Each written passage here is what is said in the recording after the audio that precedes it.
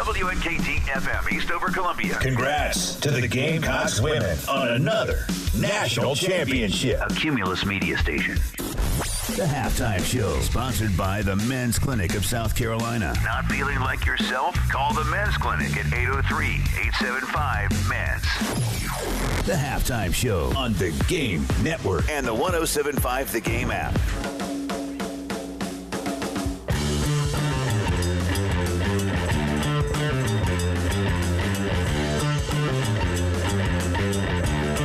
Halftime Show, Terry Ford, Tyler Head hanging out here. We go till 3 on the Game. We're going to take a little break at 1.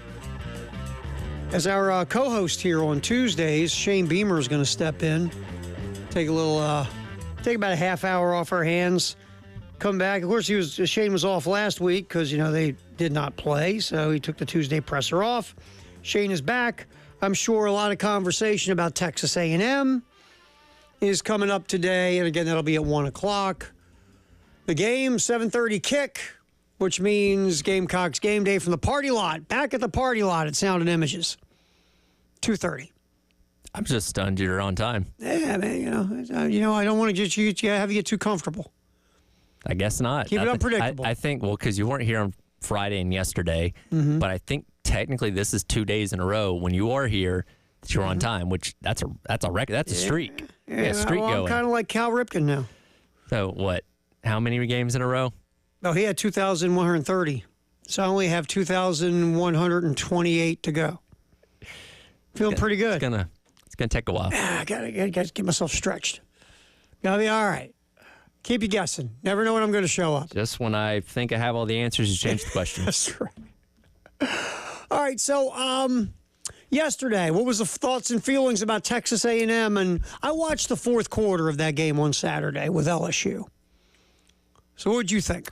Definitely a spark when Marcel Reed came in there. And we talked about this yesterday and this morning as well. Very odd that LSU apparently was not prepared for him to play in that game. Because I get it, Connor Weigman had returned to his starting job, looked great against Missouri a couple weeks ago. But even since Weigman had come back, they had brought in Marcel Reed at times to play quarterback. Mm-hmm. So there was always that possibility. And the fact that he is a completely different type of quarterback than Weigman, you had to think, well, even situationally, goal line, third and short, they were going to bring him in for something, right? Because as soon as he came in, they were thrown for a loop. Those zone reads, he was getting 15, 20 yards every single time, scored a touchdown that first one, obviously, and the game was over from there. I think if LSU would have been better prepared and actually, practice for him that week, it could have been a different story, but they clearly were caught with their pants down, and he ran all over them. Yeah, I don't understand that, because Baker, the defensive coordinator, came from Missouri, by the way, highest paid defensive coordinator in America. Yeah. You would think that, because again, these guys are nuts in how they prepare, right?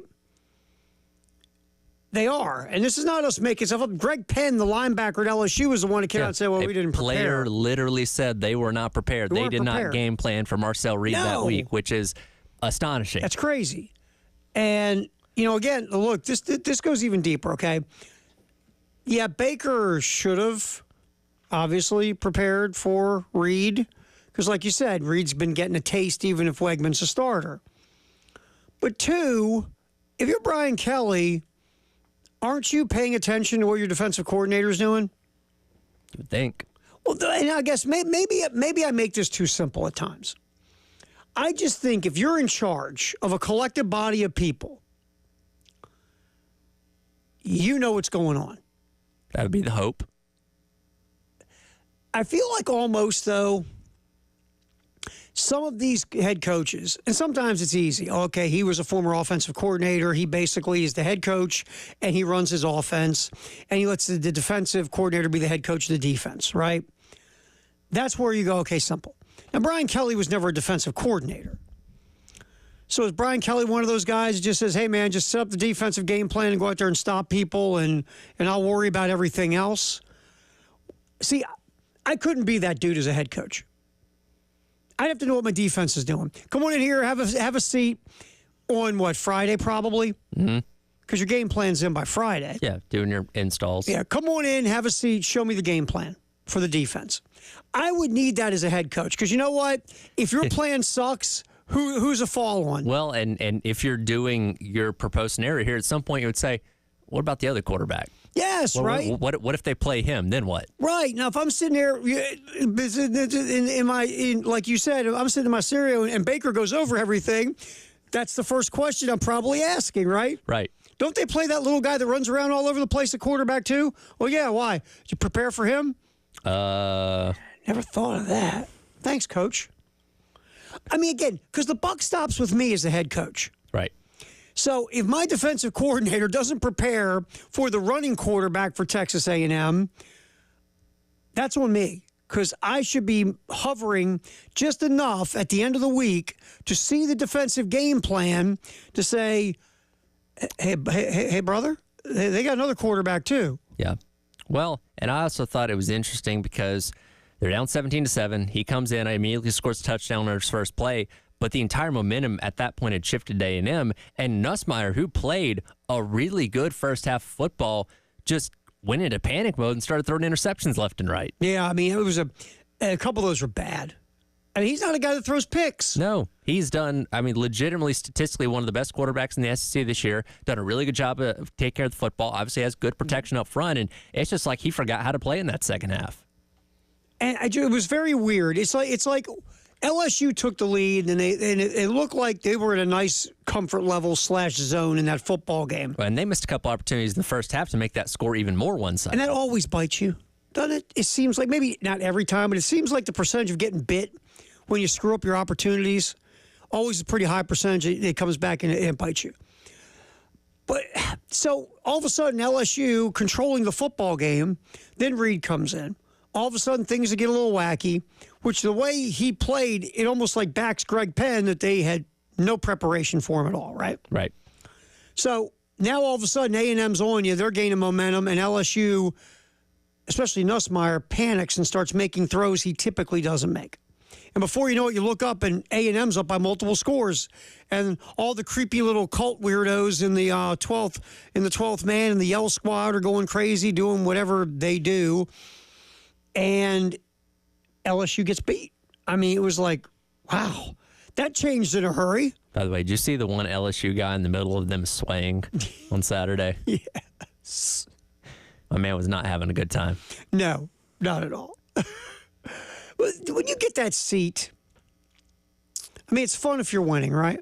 Oh, sure, because you're that first half, dude was having the time of his life, but as soon as things turn in the second half, Isn't it time to go? it's probably time to start go. the car and get out of that sea of weirdness. Well, and then you have to, because he was right in the middle of the road, too, because they were swaying on either side of him. He's just standing there, which the visual of it was hilarious. Yeah, it was. I agree. But then when you go to leave, you're going to get all that heckling from all those people you were talking big to in the first half. Like, oh, not so big now, are we, buddy? You know what, too, about it is, I don't know, I've never been to Texas A&M, never been to College Station, really not planning it on my bucket list. Even though I heard Jack this morning talk about how it's one of his favorite places to go to for a college football game. Sure. I just think they're a bunch of wackadoodles. I think depending on where you're sitting. Yeah, because probably. Not everybody, like, are they cadets? What are they? I don't know how to describe Mike Leach says they're fake. The fake cadets, Fake whatever cadets. they're called, the ones that dress up and I don't know. I'm not trying to offend anyone here, but it's odd. I'll say that much. You think? If you're sitting away from them, maybe it's not as bad. I don't know. Like what was it? The former NBA player Olden Polynice would dress up like a cop and pull people over on the highway. Yeah.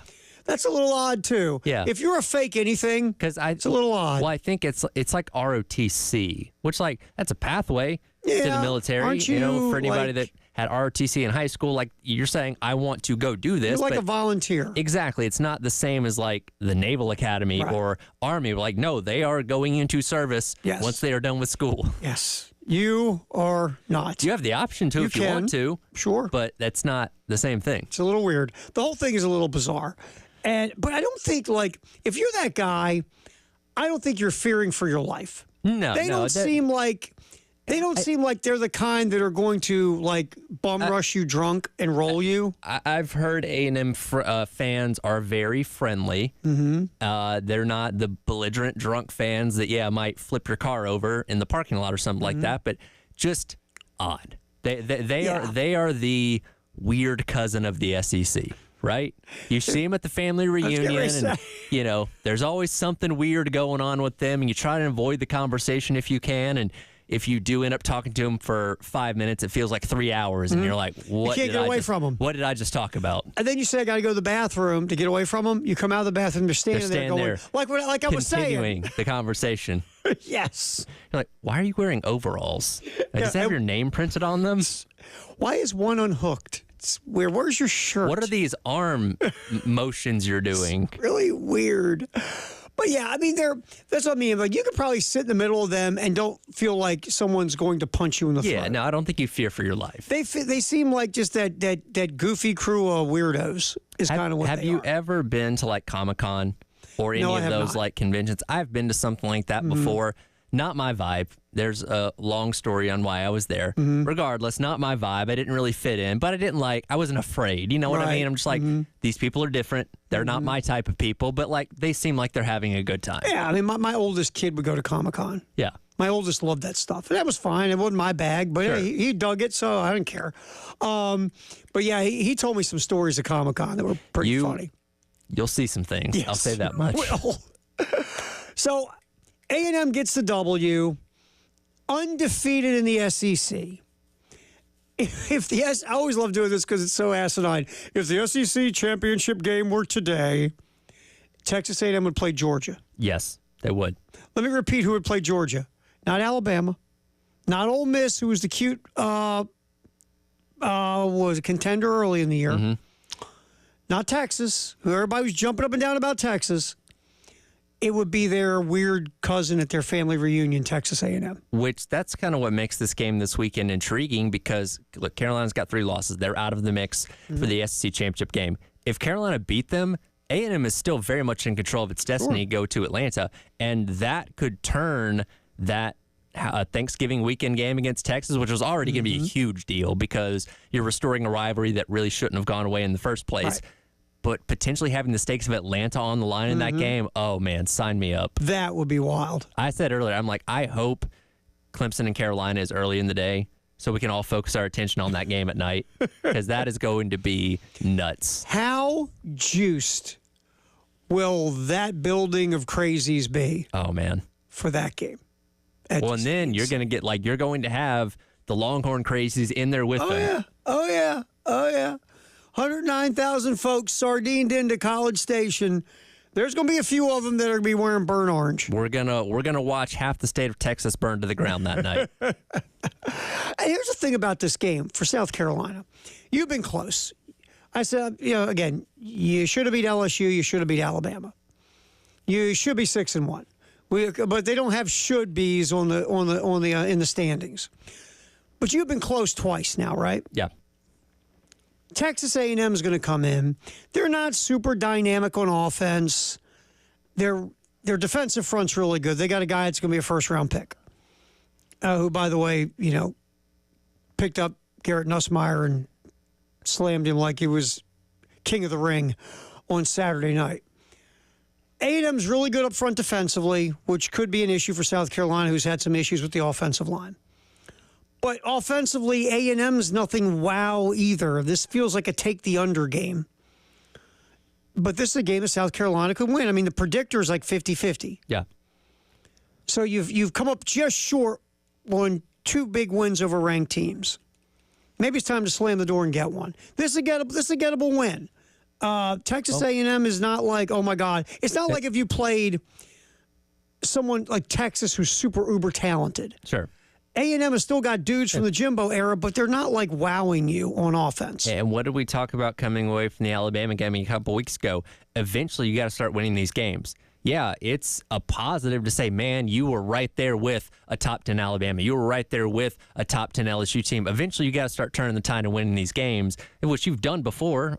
Tennessee and Clemson almost 2 years ago now. But since then, you have not beaten a ranked team when they were currently ranked. Like, you got to get over that hump again. What better time than now? Right? Eyes of the nation going to be upon you. Yep. You got a team that's undefeated in the SEC, 1 loss on the year, coming off a gigantic victory at home. Yeah, maybe they're a little vulnerable. We'll see. We'll talk more about it Terry Ford, Tyler Head. It is the halftime show. Shane Beamer coming up at 1 o'clock for his presser. We'll come back. We'll take a listen to a couple of cuts from Mike Elko, the A&M head coach. That is next here on The Game. From the Midlands to the PD to the beach. The Game Network. 1075 The Game. Broadcasting live from the Herndon Chevrolet Studios. Take up to $20,000 off new Silverados. Stop by or shop online today and see why Herndon Chevrolet makes you smile. Together, let's drive. I'm Russell Ott. If you're like most people I talk to, you're just tired of the nonsense in politics. It's getting harder and harder to really know where candidates stand on the issues. Politicians seem to pledge their allegiance to parties rather than people. All the silly games do nothing to help families and businesses that are struggling to pay the bills. It's time to push back on politics as usual and get back to common sense solutions that work. That's how we create a stronger South Carolina. I'm Russell Ott, and I'm asking for your vote for state senate so I can get to work for you. Paid for by Ott for Senate. It should be easy to find a local plumber, right? Plumber near me. Hey there, we can help you. Weird. These are all big companies. Excuse me, we're a plumbing company 2 miles away. Hello? Well, it is what it is. Guess I'll dial that 1-800 number. Can she seriously not see us? No, they can't see you because you're buried deep in the list of local plumbers. You're invisible online. Introducing Cumulus Boost. Get a boost. Get found. Get on the map. Learn more at cumulusboost.com. This is Larry Leitner, owner and founder of Midstate Roofing, and for nearly 30 years, we've continued to be the proven leader in the roofing and waterproofing industry. Midstate Roofing's proven history is your assurance that our professionals at Midstate Roofing will provide the proper advice, service, and results to the needs of your facility in a manner both safe and pleasing to your operation. From high-rise to hospitals, manufacturing to industrial, Midstate Roofing designs and installs bonded systems with a protective guarantee that will keep your operation dry and running long into the future. 24 hours a day, 7 days a week. And this is Blake Leitner, reminding you to protect that roof with a maintenance contract. Call me today at 803-356-1919 or online at midstateroofing.com. That's midstateroofing.com. You'll speak to an on-call technician after hours or a Midstate Roofing staff member during hours at 803-356-1919 or online at midstateroofing.com. And as always, tell them Midstate Twins. If you have a leak, let Midstate Roofing take a peek. AAA Heating and Air is on the hunt to find the oldest AC unit in our Midland service area. Do you think it could be yours? If you do, it could pay off. AAA Heating and Air and My Oldest AC contest is kicking off, and you have a chance to win a new HVAC system for your home. Just head over to their website, myoldair.com, and complete the online entry form. AAA Heating and Air will draw a winner at random for every 100 entries. It really is that easy. Contest is limited time only. Residents in the AAA Heating and Air service area are eligible to enter. See the terms and rules on their website for a full list of contest rules. Meet Cheryl. Hey. She's on vacation and lost in the moment. Unfortunately, so is her Chase debit card. It's gotta be somewhere. Maybe she lost it at salsa night. These skirts should have pockets. Or maybe she lost it at Pilates. 3 and 2 and... But she's not worried. With the Chase mobile app, she can lock her card till it turns up. Tools that help protect. One bank that puts you in control. Visit chase.com/checking. Chase, make more of what's yours. Chase mobile app is available for select mobile devices. Message and data rates may apply. JP Morgan Chase Bank, N.A. member FDIC. Wesley Financial Group is not a law firm. Do you find yourself stuck in a timeshare? Get the real facts about the timeshare industry and your options for cancellation. Chuck McDowell, founder of Wesley Financial Group, has put together a free information guide that reveals the secrets the timeshare industry doesn't want you to know, including the 5 ways to get rid of your timeshare. Call now and get this timeshare cancellation guide absolutely free. Call 800-885-9700. 800-885-9700. 800-885-9700. Need a roof? Trust Crescent Construction. With over 20,000 roofs installed and counting, they've got the experience you need. They specialize in residential roofing, commercial roofing, and general contracting. Visit CrescentCarolina.com today for free estimates and free inspections. That's right, no cost, no commitment. Crescent Construction, quality you can count on. For all your roofing and construction needs, visit CrescentCarolina.com now.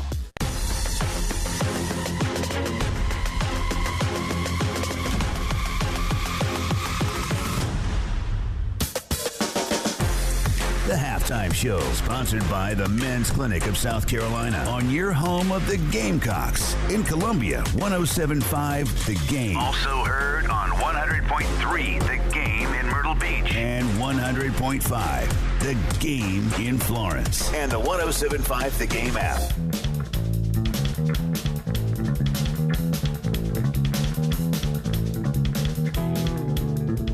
Halftime show, Terry Ford, Tyler Head, as we roll till 3 here on The Game. 1 o'clock, Shane Beamer's weekly presser, talking about Texas A&M, the undefeated Aggies in the SEC. First place in the SEC. By the way, quick trivia question for you. I don't know if you're listening to Bill and Preston yesterday morning. Do you know how old Mike Elko is? 93. Mike Elko, I'm going to say 42. 47. He's actually 3 months younger than Shane Beamer. You wouldn't know it by looking, though. I would if you asked me to guess without knowing, I would have said late 50s, right? Because he just has that older look to him. He looks like an older dude. But he's actually younger than Shane Beamer. How Fun funny fact. is that? And Shane looks like a lot younger than Mike Elko. Shane has grayed a lot in 4 years. Yeah, they've worn Shane down a little bit here. I saw a picture a while back of him. I'm assuming it was the day he got hired. It was him and Ray Tanner at the indoor facility, and I actually didn't recognize him because his hair was so dark. I was like, who's that guy? Oh, that's Beamer. Well, it's like you saw, for an example, you always see the president of the United States after usually two-term guys. Yeah. Oh, even sometimes on inauguration day to 6 months in, it's crazy. Remember Obama? How young he looked when he took office? Yeah. Dude had all that gray hair at the end. When you're doing a stressful job, like being the president or running a college football program, it ages you quick. I had a full head of hair when I took this gig. I imagine Nick Saban invested in a lot of Just for Men over the years. Not Nick. No. Or Miss Terry at least told me he had to. Yeah. She's like, man, Nick, spiff this up, bud. Come on. You can't be walking with me in public. Let's go, Nick. So, it is interesting. Elko's younger than Shane. I know. That's funny, right? I know that. That's wild. Mike Elko, who looks a lot older than Shane. Mike Elko, let's get a cut here, Tyler. First of all, Mike Elko talked about the South Carolina Gamecocks, who obviously A&M is taking on this Saturday at Williams-Brice. Here's Elko talking about Carolina. We kind of turn our attention ahead to an extremely big challenge. I think this will be the biggest challenge of the year to date.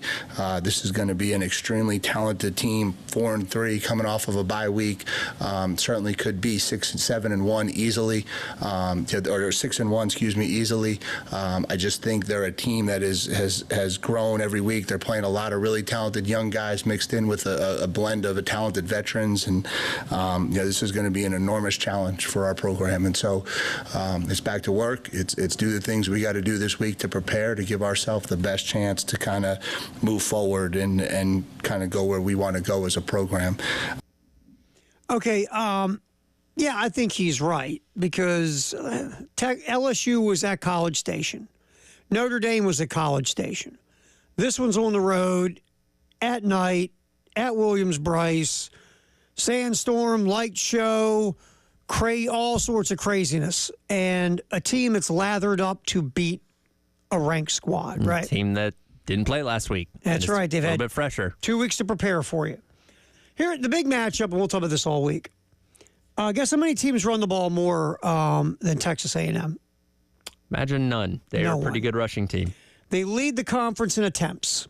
They lead the conference in yards per rush. Guess who's in the top 5 in opponent yards per rush? South Carolina. South Carolina is sitting under 3 yards. The South Carolina defense gives up 2.82 yards per carry. That's in the top 5 in the SEC. If you go by yards per game, South Carolina is sitting at 2nd in the conference behind Ole Miss and giving up yards per game on the ground. Basically, A&M wants to run it. South Carolina has been good at stopping it. Unstoppable force, immovable object. Yes. Who's going to win? We shall see. But that's going to be one of the big matchups that we'll talk about through the week. A&M not great at throwing it. Wegman was getting better. He had a couple of good moments since he came back from injury, but then there was the struggles against LSU. So A&M's calling card is not going to be throwing the football. They want to be able to run it. So that's kind of what especially if Reed is playing, which we think he'll start.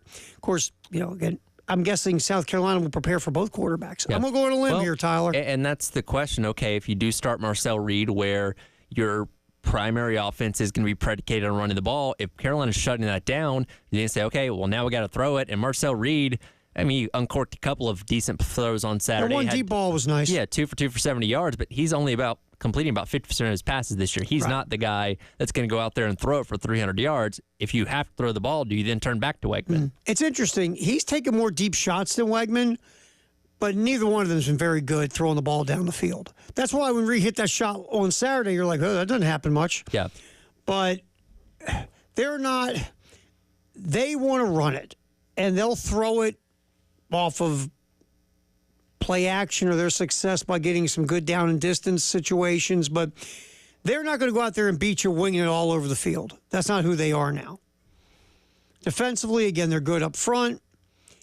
This is going to be a rock fight. I feel like we're going to see a rock fight Saturday night. Yeah, basically whoever can run the ball better between these two teams, that's going to be your winner. And who didn't do anything dumb on offense to screw themselves over. Yeah, which again, last time out, Carolina did a good job not turning the ball over. Now, you played the majority of that game with a multi-score lead, and that's probably not going to be the case this weekend. And by the way, Reed hasn't thrown an interception yet this year, but in high school, from what was it, Chris? Giving the high school stats on Reed? He was pretty turnover-prone in high school. Yeah, he was very giving. Yeah. Very giving young man in high school with the football. So here's Mike Elko also. Let's get, I want to get to this. There was a thought that Elko took a shot at Jimbo. And do you have the shot, the perceived shot? Yes. Let me go back to that this. first. Let's see. Hold on. Yes, this is from yesterday, right? Saturday after the LSU game. Here's Elko. Yeah, I think it's the way we talk to the young people. I think the things that we talk about, the messaging, how we bring really good people into the building. We talk about doing things together. We talk about culture, and everyone talks about it. But then we go out and we live it every day. And I think we back up our actions. We're very honest. We're very open. And this is a real program. It's not fake. It's not a politician running this program talking fast and BSing everybody. This is a real program, and for all the recruits out there, this is a real place. And if you want to be really good at football, okay, I get why people want to run with that, because let's face it, who's a fast talker? Jimbo. Who comes off as a politician? Jimbo. Who talked culture but really didn't walk the walk? Jimbo. Ding, ding, ding. Which again, like all the stuff you said leading up to that, perfectly fine. But when you specifically mention somebody that in a lot of ways, fits the mold of what Jimbo Fisher was, of course people are going to say, talk about Jimbo there, buddy? Now, was he or wasn't he? We truly don't know. We don't. Because, again, he could just be saying, look, we don't sit here and just flab. We're real. We're genuine. But it came off. A lot of times you'll hear this. When a coach gets fired, the GM gets up, and unless, of course, the Cowboys and the owner gets up, because he is the GM and he wants to be the coach. After yelling at radio host. Exactly. So if the GM they'll say, "What are you looking for in a coach?"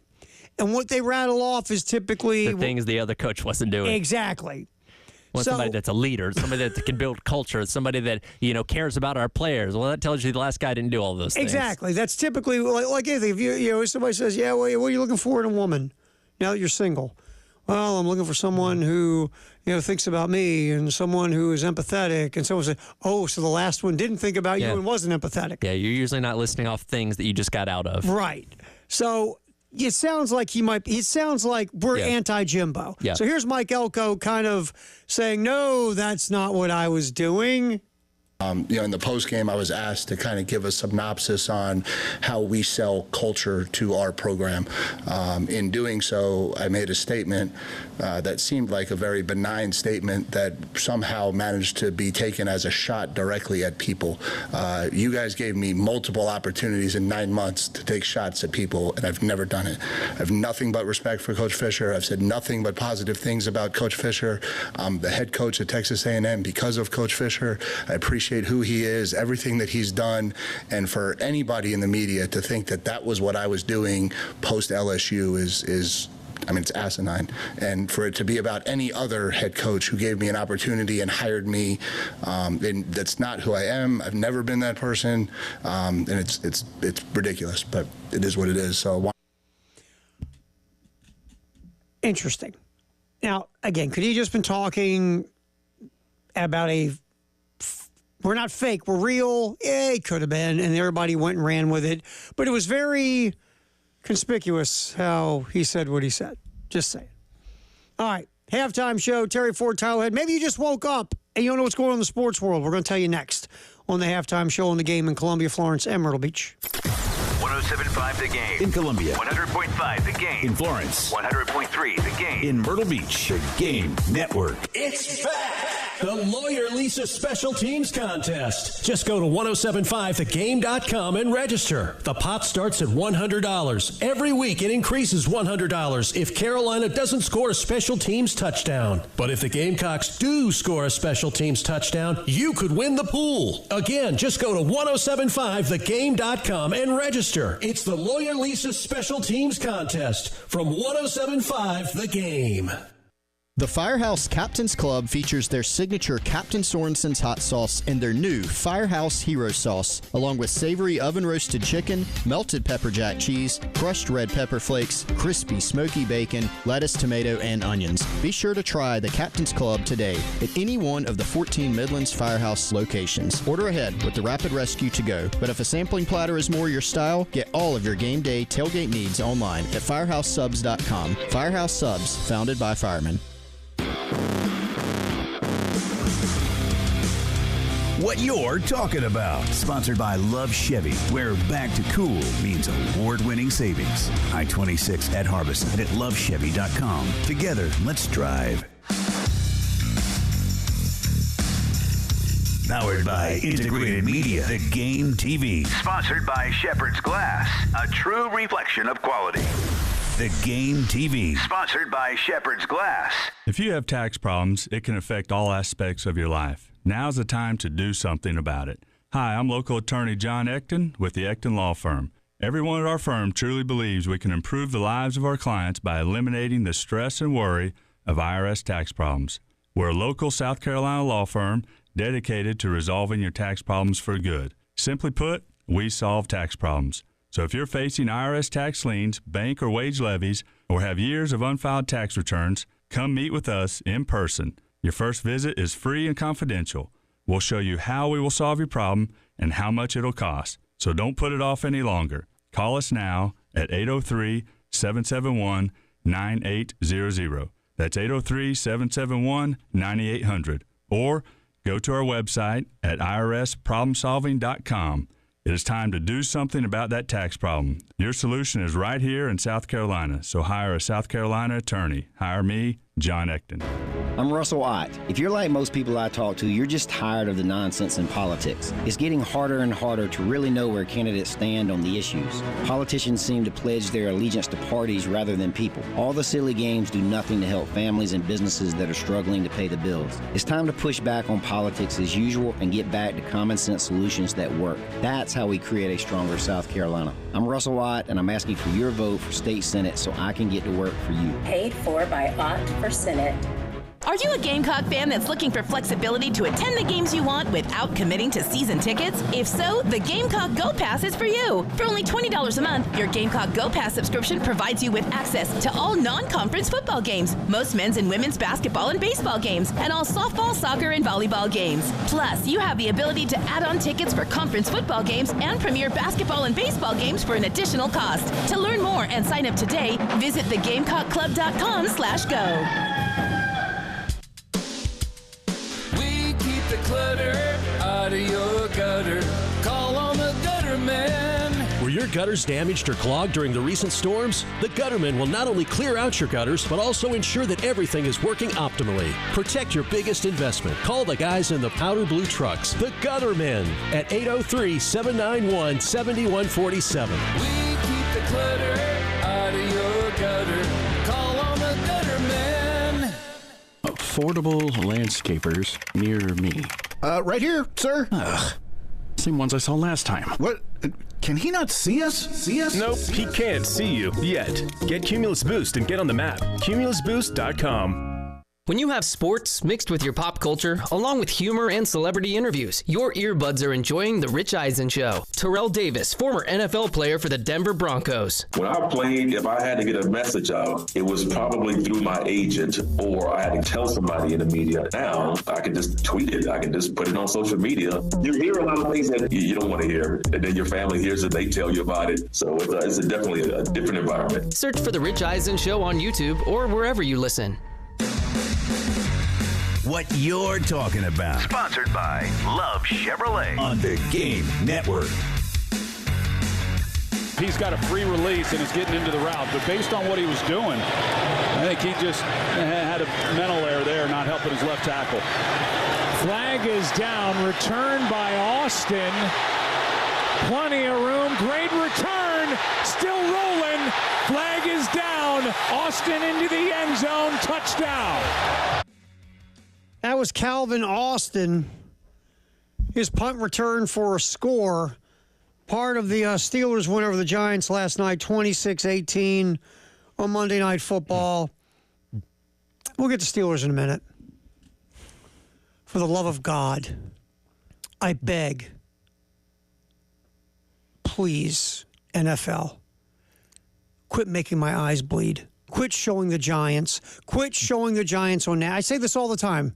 Whenever we have to suffer through the Giants, please stop showing this horrid football team on national television. Is it possible when everybody goes to the polls next week that we could have an option of voting yes or no on Giants in primetime? Like having one of what's like, you have your local bills that come up, or your local, what is it? You vote for different like local judges or ordinances. Right. Can we put a national ordinance on the ballot to say never show the Giants on primetime TV ever again? Because I think we would all vote, yes, please do not show this team on primetime ever again. It's not fun to watch. They're terrible. Dable's probably going to get canned. Yeah. Daniel Jones isn't worth the money that he's being paid. Malik Neighbors is kind of fun to watch, but outside of that, there's not many redeeming qualities about this team. Wasn't Malik Neighbors leading the league in receptions before he got the concussion? I think so. I believe. I mean, the Giants are abysmal. They're horrid. They hurt your eyeballs. Daniel Jones is a turnover machine. Sad thing is, Jones was playing almost solid to pretty good to at least decent before he said, you know what I haven't done all game? I haven't turned the ball over yet. And then he did it twice. And then Dable is pushing Jones under the bus in the post game and not taking any accountability. And it's a mess. It's dysfunctional is what it is. I mean, they had that brief moment where they won the playoff game in Minnesota. And again, oh my God, Daniel Jones is the guy. Let's pay him a lot of money. And it's been, I think they're 8-16 since then. Here's my thing on that really quick, and then we'll move to what is the good side of the story. This is what happens when you go overboard and go gaga. Daniel Jones had been abysmal through his NFL career. Injured, did a lot of things like this. Oh, hi, you're the other team. I have gifts for you. It's called fumbles and interceptions. I'm going to give them to you for 4 quarters. Brian Dable showed up with the reputation of being a pretty good offensive dude. Somehow worked some magic, and Daniel Jones spent the season not turning the ball over, was his best year as a pro. But if you look at that season, it wasn't like a wow year, Tyler. It just, again, when your bar is buried underground and you step over it, that's not that you were so great. It's just you overstepped the bar that was buried in the ground. Well, it's kind of like when you're learning to cook. And the first time you cook something, you burn it. And the second time you cook it, you don't burn it. But it tastes like crap. Like, hey, I didn't burn it. Right. So it's technically better, but not by a whole lot. Hey, I took the car to school and back, and I only hit 2 pedestrians. Okay, well, that's up from or down from the 3 you hit yesterday. So we're moving in the right direction. It's still not great. Well, here's my thing about what Daniel Jones did 3 years ago now. Brian Dable's first year. If you feel really good about year one, you know what you do? Because you want, I'm a little weird. Before I hand you a lot of money to perform a job for me, I want to make sure you can do the job and you just weren't a one-year wonder or a one-day wonder or a one-hit wonder, right? Right. So what you could have done, and this isn't second-guessing, I thought what you should have done with Daniel Jones was franchise him. Yeah, you're taking a little bit bigger cap hit because you're going to give him the franchise money, which he really doesn't deserve that much money. But you're taking 1 year hit on your cap to have him prove to you that he can do it more than 1 year. If you would have done that, and let's say he would have balled out again, okay, then you give him the dough, and I don't blame you, right? Right. But you give him the money after 1 year doing something he's never done before, and not doing it at a super high level, just doing it better than he has been before, which was franchise him.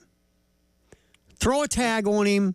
You got a couple different tags to choose from. Throw a tag on him and move forward for that next year. And so much of the success of that Giants offense 2022 was because of what Saquon Barkley was doing at running back. It wasn't, oh man, Daniel Jones, look at him, he's MVP caliber. No, he did enough, but it wasn't his offense. It was what Saquon Barkley was doing, and they were saying, hey, when we need you to throw, just don't throw it to the other team, and we'll be okay. And he was able to do that, and that's fine, but it didn't warrant the money that they paid him. Now that you see you don't really have a running game, and you are relying more on him, you get what you get. Right. And so the Giants screwed this up by paying Daniel Jones when you shouldn't have. And that led you down a path. And because everybody is all goo-goo and gaga over your quarterback if he has one good game, because you're dying so bad to have a franchise quarterback. If the guy has one good quarter, you're doing backflips and somersaults. Brian Dable doing backflips and somersaults is kind of a funny mental picture. I don't know if he could pull that one off. That probably wouldn't happen. It's like the Colts with Anthony Richardson. Guy makes one good throw, everybody goes nuts. They stop the game, they give him the ball. And it's the same guy last week that went like this. Timeout, coach. Really tired. Got to tap out. How mad do you think his offensive line was? How mad is everybody? You know what? You know what's so funny? I mean, Pat McAfee, who typically is smoochy, fun, we're having a good time. Very rarely does he dig in on somebody. He's scorched earth on Anthony Richardson. Everybody has. I mean, former players. I heard Jeff Saturday scorching earth on Anthony Richardson. Damian Woody. Everybody's killing him. There's a code there that Anthony Richardson broke. Saturday's telling a story about Peyton Manning.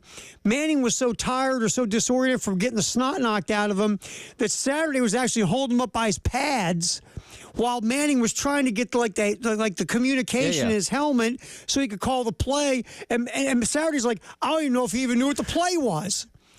But you're the quarterback. You don't leave the field because you're tired. No. There's a code of leadership there. And by the way, it's not like you were playing lights out up to that point anyway. He completed under 33% of his passes on Sunday. Let's talk about this. His overall performance in the NFL has been bad. Yes. He's been hurt a lot. Yes. And now he left the game because he was tired. A goal line situation too, right? How old is he? He's 22? 22, 23, something like that. Yeah. He came out early. Were you tired at 22? Sure. At times. I remember I could go play pickup basketball all day at 22, go out all night, and then get up the next day and play some more. Compared to now. And I'm not a high-level athlete. Yeah, compared to now, definitely had a lot more energy back then. I get the point that you're saying, well, if you're tired now, buddy, it's only going to get worse as time goes along. Look, this was not a worthy first-round pick. I think we can all agree on that. You saw the raw potential in him, and so we can build him into being the quarterback we want. Again, the injuries haven't helped that, but I don't think he's shown you enough to say, well, this is going to be our future. I said this during the draft, that Anthony Richardson was in two buckets. Neither one was good. Both were bust draft buckets.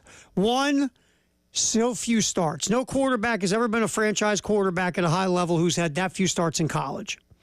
B, his inaccuracy in college.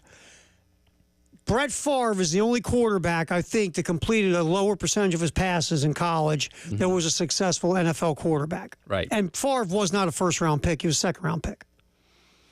So you're going from two buckets of bust with Anthony Richardson to begin with. I said, if you want to take him in the second or third round because of his potential, fine. Top 10? You're insane. This will lose Chris Ballard his job. You swung for the fence blindfolded with your hands tied together. It'll cost you your job. Yep. But, getting back to the Steelers rule, because I don't want to bury the other part of this. Russell Wilson has been really good in 2 games. It's only 2 games, but what he did like last night, just real quick, The deep ball. Russell Wilson was one of the best deep ball throwers in the league in his prime in Seattle. Russell Wilson last night, 3 for 4 over 20 yards, 108 yards and a touchdown. The first 2 games that Russell Wilson has started, he's brought the deep ball back to the Steeler offense. If Russell Wilson can continue to be as good as he's been in the first 2 games, that'll help the Steelers run the ball better. They have a hell of a defense, and they have really good special teams. You know what becomes really dangerous in the AFC? The Pittsburgh Steelers. Mm-hmm. So we'll see. It's only 2 games. We'll see. All right, that's what happened last night. We didn't get to the World Series. We'll get to it. We got lots of time. All right, Firehouse Sub text the hour, 803-404-6100 halftime show. Terry Ford, Tyler Head till 3 on the game. The Game Network in Columbia. 107.5 The Game. In Florence. 100.5 The Game. In Myrtle Beach. 100.3 The Game. This is Andrew Perloff with a Sports Minute sponsored by Wendy's Any Size Soft Drink for $1. The Steelers are 2-0 with Russell Wilson starting at quarterback, but make no mistake, this is a team that is going to win with defense. Last night, they unleashed pass rushers T.J. Watt and Alex Highsmith on the Giants, and they caused total havoc. It's a formula Pittsburgh coach Mike Tomlin loves, and one that can make the Steelers dangerous once again in the AFC. I'm Andrew Perloff.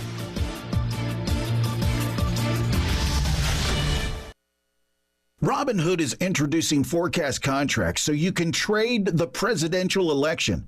Through Robinhood, you can now trade financial derivatives contracts on who will win the U.S. presidential election, Harris or Trump, and watch as contract prices react to real-time market sentiment. Each contract you own will pay $1 on January 8th, 2025 if that candidate is confirmed as the next U.S. president by Congress. Learn more about the presidential election contracts on Robinhood at Robinhood.com/election. The risk of loss in trading commodities interest can be substantial. You should therefore carefully consider whether such trading is suitable for you in light of your financial condition. Restrictions and eligibility requirements apply. Commodity interest trading is not appropriate for everyone. Displayed prices are based on real-time market sentiment. This event contract is offered by Robinhood Derivatives, a registered futures commission merchant and swap firm. Exchange and regulatory fees apply. Learn more at Robinhood.com/election. It's your broker, Benji Getzi. 6 straight weeks of declining rates. Now is the time. VA 30-year fixed, 4.8%, APR 5.2. 30-year conventional, 5.5%, APR 5.8. Second home investors, 6.4%. DSCR and fix and flip financing, 6.9%, APR 7.3. So visit Buford.mortgage for the fastest rate quotes in the industry, available 24/7. Thanks for shopping your rate with Buford Lending. We want to be your broker. When you're hiring for your business, ZipRecruiter's powerful matching technology makes finding qualified candidates for your job easy. This made us wonder, what if the rest of the world was as easy as ZipRecruiter? Math problems wouldn't be so problematic. K equals 42. Escape rooms? Elementary. And summiting Everest would be a walk in the park. In the meantime, if you want to make your hiring easier, use ZipRecruiter. And right now, you can try it for free at ZipRecruiter.com/free. In fact, 4 out of 5 employers who post on ZipRecruiter get a quality candidate within the first day. Simple. So, see what the world is like when ZipRecruiter does the hard work of hiring for you. Just go to ZipRecruiter.com/free to try ZipRecruiter for free. Once again, that's ZipRecruiter.com/free. ZipRecruiter.com/free.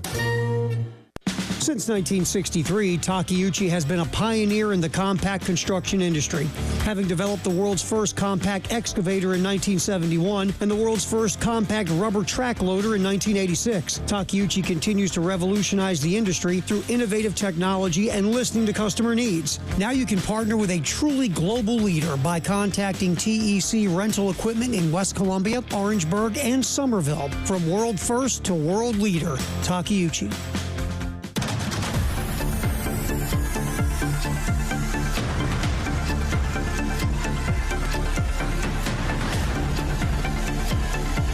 The Halftime Show, sponsored by the Men's Clinic of South Carolina. It's time for Text of the Hour on the Firehouse Subs text line on the Halftime Show. On your home of the Gamecocks in Columbia, 107.5 The Game. Also heard on 100.3 The Game in Myrtle Beach. And 100.5 The Game in Florence. And the 107.5 The Game app.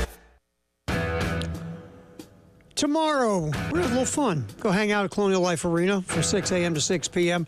Our entire day will be over at CLA as we celebrate the start of the 2024-2025 men's and women's college basketball seasons. Both went pretty well last year. I think going undefeated and winning a national title is pretty good. I'd say so. Call me crazy. That's obviously Dawn Staley and her women. The men, one of the most surprised teams in America, got the NCAA tournament, competed for the SEC title, won an SEC tournament game, over 20 wins. They were ranked through the season. A very nice year for the men and the women. And obviously, Dawn Staley and her crew are looking to repeat, while Lamont Paris is looking to build upon the success of year two in his regime. So we'll be over there tomorrow. We'll have Coach Paris on. We'll have players. It's going to be a blast. It's going to be fun. We'll be over there from 6 a.m., starting with the early game to 6 p.m. with the post-game show. That is tomorrow, sponsored by our buddies at Atkins Law. All righty. Firehouse Subtext, the hour, 803-404-6100. We'll get that in here before Shane Beamer at 1 o'clock with his weekly presser. What do you got, man? Let's see. Nameless Texter says, Danny Dimes never recovered from that sniper that got him a few seasons ago. That's true. What's worse, Danny Dimes and the sniper? You got Sam Darnold seeing ghosts. God, which team? Look, the Jets feel like more of a mess right now because we really thought they were going to be competing for a playoff spot. Mm-hmm. But the Giants haven't been any good since they won their last Super Bowl. They went to, what, two playoff appearances?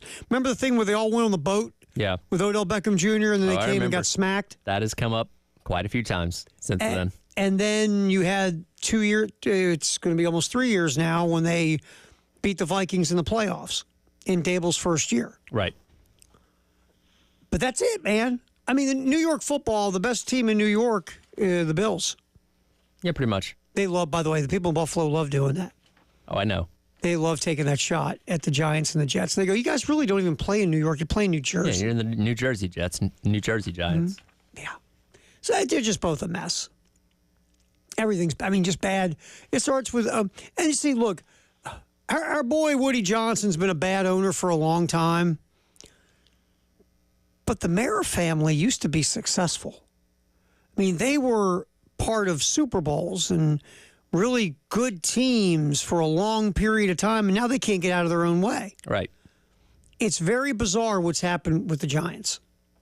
It really is, because they were actually a heck of a franchise for a good long period of time. Yep. The Jets have been a disaster for the most part since they won Super Bowl III. How many Super Bowls we've had since then? Oh, a lot. 50-some, right? Yeah, we're creeping up on 60 now. So, yeah, it's just a mess. Both franchises are a mess. The only reason we want to see the Jets on TV, it's like driving down the road and you see that 10-car pileup on the other side. What do? You look. You rubberneck, man. Yeah. We're rubbernecking at that big 10-car pileup that's called the Jets. Well, and again, they are continually, like the Giants, being put in front of our face. By the way, Thursday Night Football, Jets and Texans. Yep. I put them in my bottom five on this morning because to me it's like, well, what's your excuse now? You fired your head coach. You've changed your play caller. What else can you do? Clearly, these people were a problem, and you got them out, and nothing's changed. Well, then you went out and got Aaron Rodgers' bestie. Yeah. To be your lead wide receiver, to go with another good young wide receiver. You have other of Aaron Rodgers' buds running around on the team, too. You finally brought your pass rusher in who's been holding out for months. Aaron Rodgers approaches team building much like Adam Sandler does when it comes to making movies. I'll do it as long as I can bring these 8 guys along with me, because Adam Sandler has the same people in his movies over and over again. I need the dude from King of Queens. I need El King's dad. Schneider, Chris Rock. Right. Yeah, it's the same crew. It's the same thing with Aaron Rodgers. Like, I'll come play for you, but I got to bring all these people with me. And I think he might as well have brought King of Queens with him. Sure, why not? Yep, and Rob Schneider. Hey, I think Paul Blart Mall Cop couldn't be any worse than the mess we've seen with the Jets. And, I think, look, the other part of this is, This is no offense to Aaron Rodgers. He's a Hall of Fame quarterback. But he's not a leader. Like Peyton Manning and Tom Brady are leaders. Oh, yeah. These guys are leaders. Aaron Rodgers wants to go hang with Hollywood starlets and sit in a grass hump drinking donkey urine. Don't we all? That sounds like a Saturday night. But it's just, he's not those guys. It doesn't mean you can't win a Super Bowl with him. It doesn't mean he's not a Hall of Fame quarterback. It just means either you're a leader or you're not. By the way, this whole we're in the darkness now, all that stuff when you're losing, what is that? Infuriates people more. What is that? We've got to hug, we've got to make out with the darkness. Like, Aaron, I don't care what you do in the comfort of your home. How is that going to help us win football games? Yeah, it doesn't.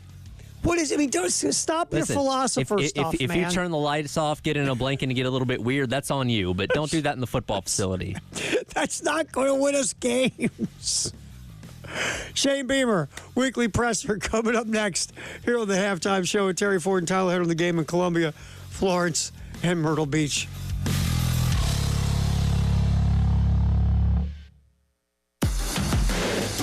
.1075 The Game. Broadcasting live from the Herndon Chevrolet Studios. Take up to $20,000 off new Silverados. Stop by or shop online today and see why Herndon Chevrolet makes you smile. Together, let's drive.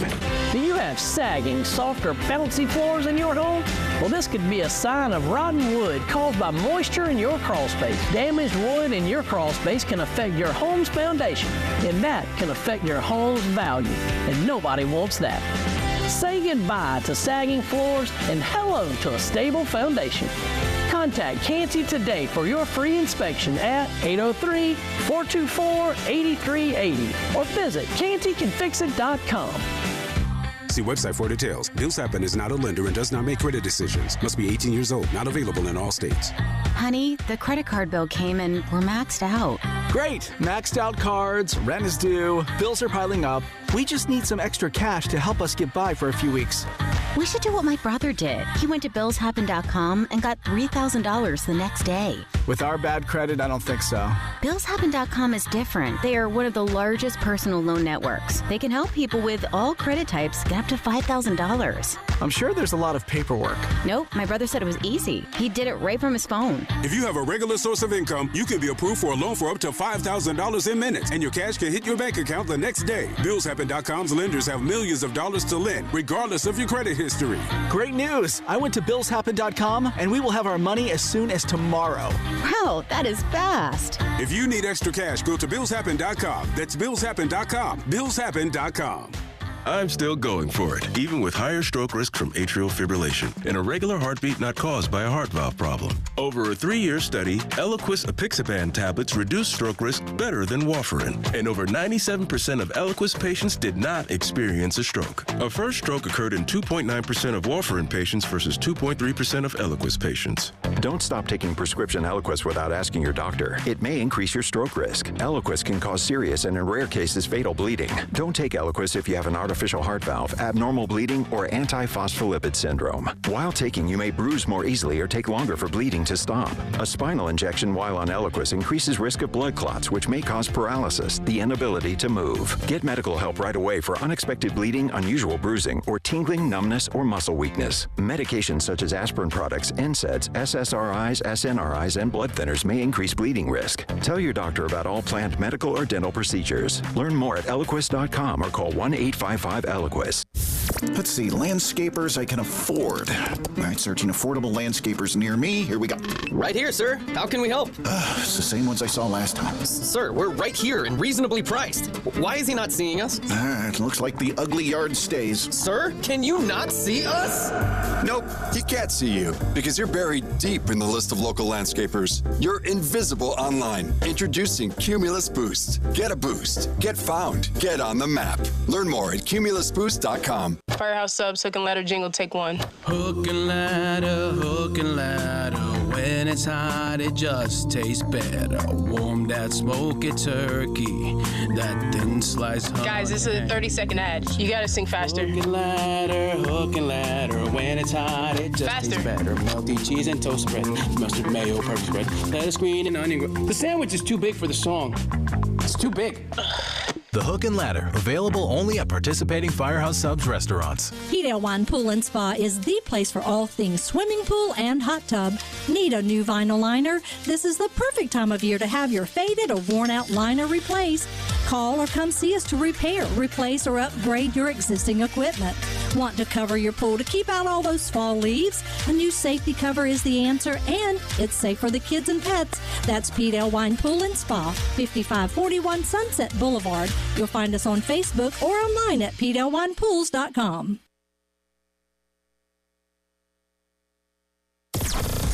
WNKT FM, Eastover, Columbia. The home of the national champion Gamecocks women's basketball team. Congrats, y'all. A Cumulus media station.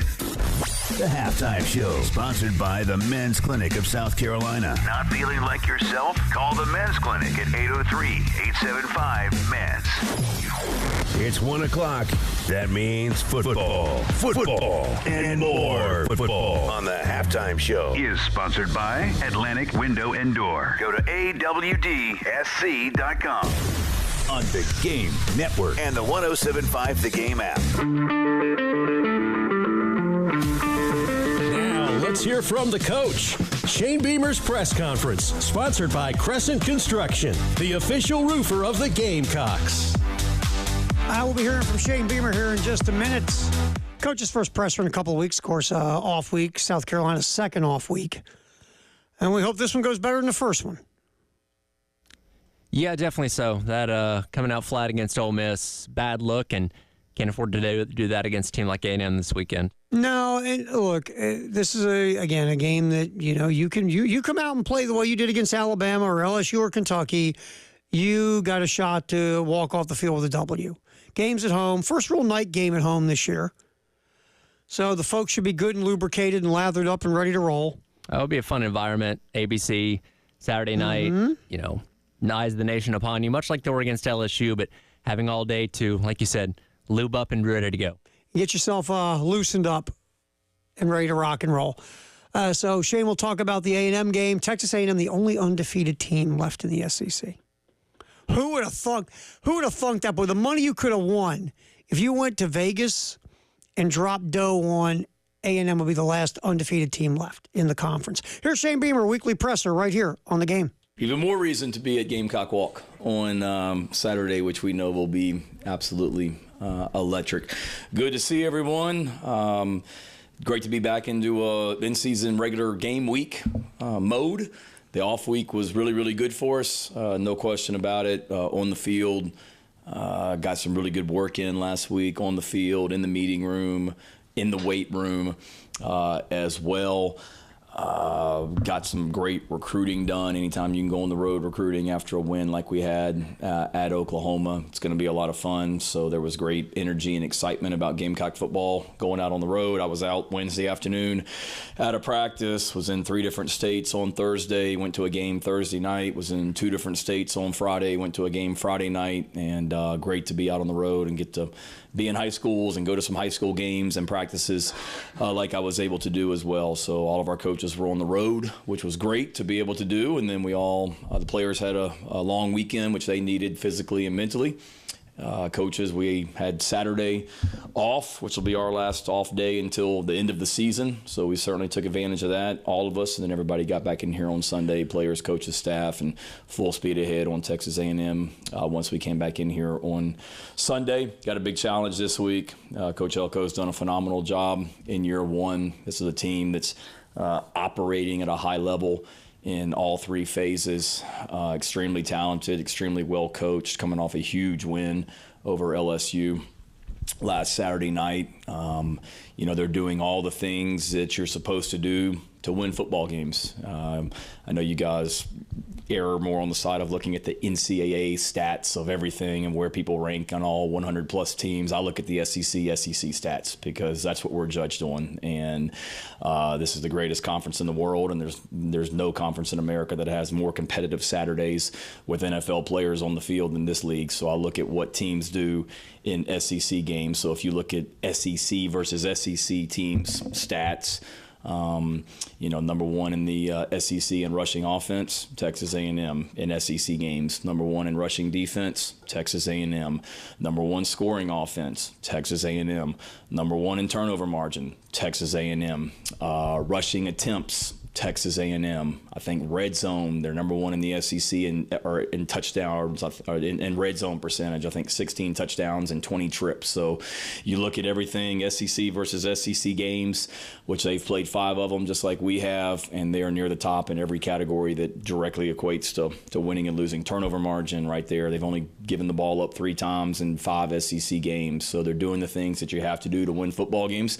Credit to the coaching staff and the players for the way they're performing. We have a big challenge, but optimistic about the opportunity that we have. We should be at our best on Saturday as well, in the sense that we're 7 games in. We're coming off a bye week. We're healthier than we've been. Before David asked, we're in pretty good shape from a health standpoint. Jared Brown will be back this week, and Jules probably won't be. But other than that, we're in great shape.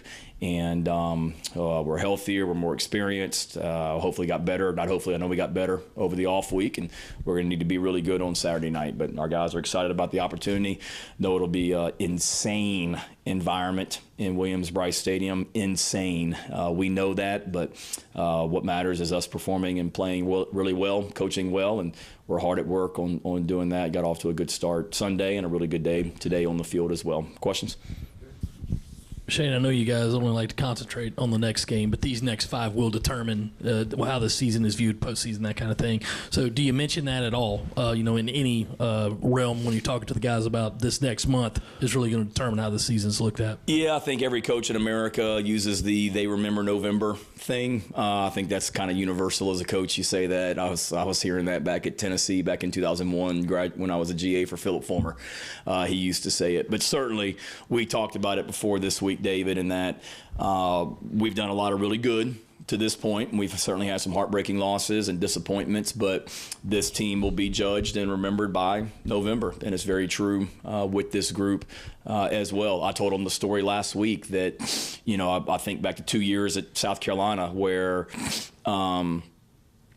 we were and where we finished were different. I think back, I told them the story about 2007.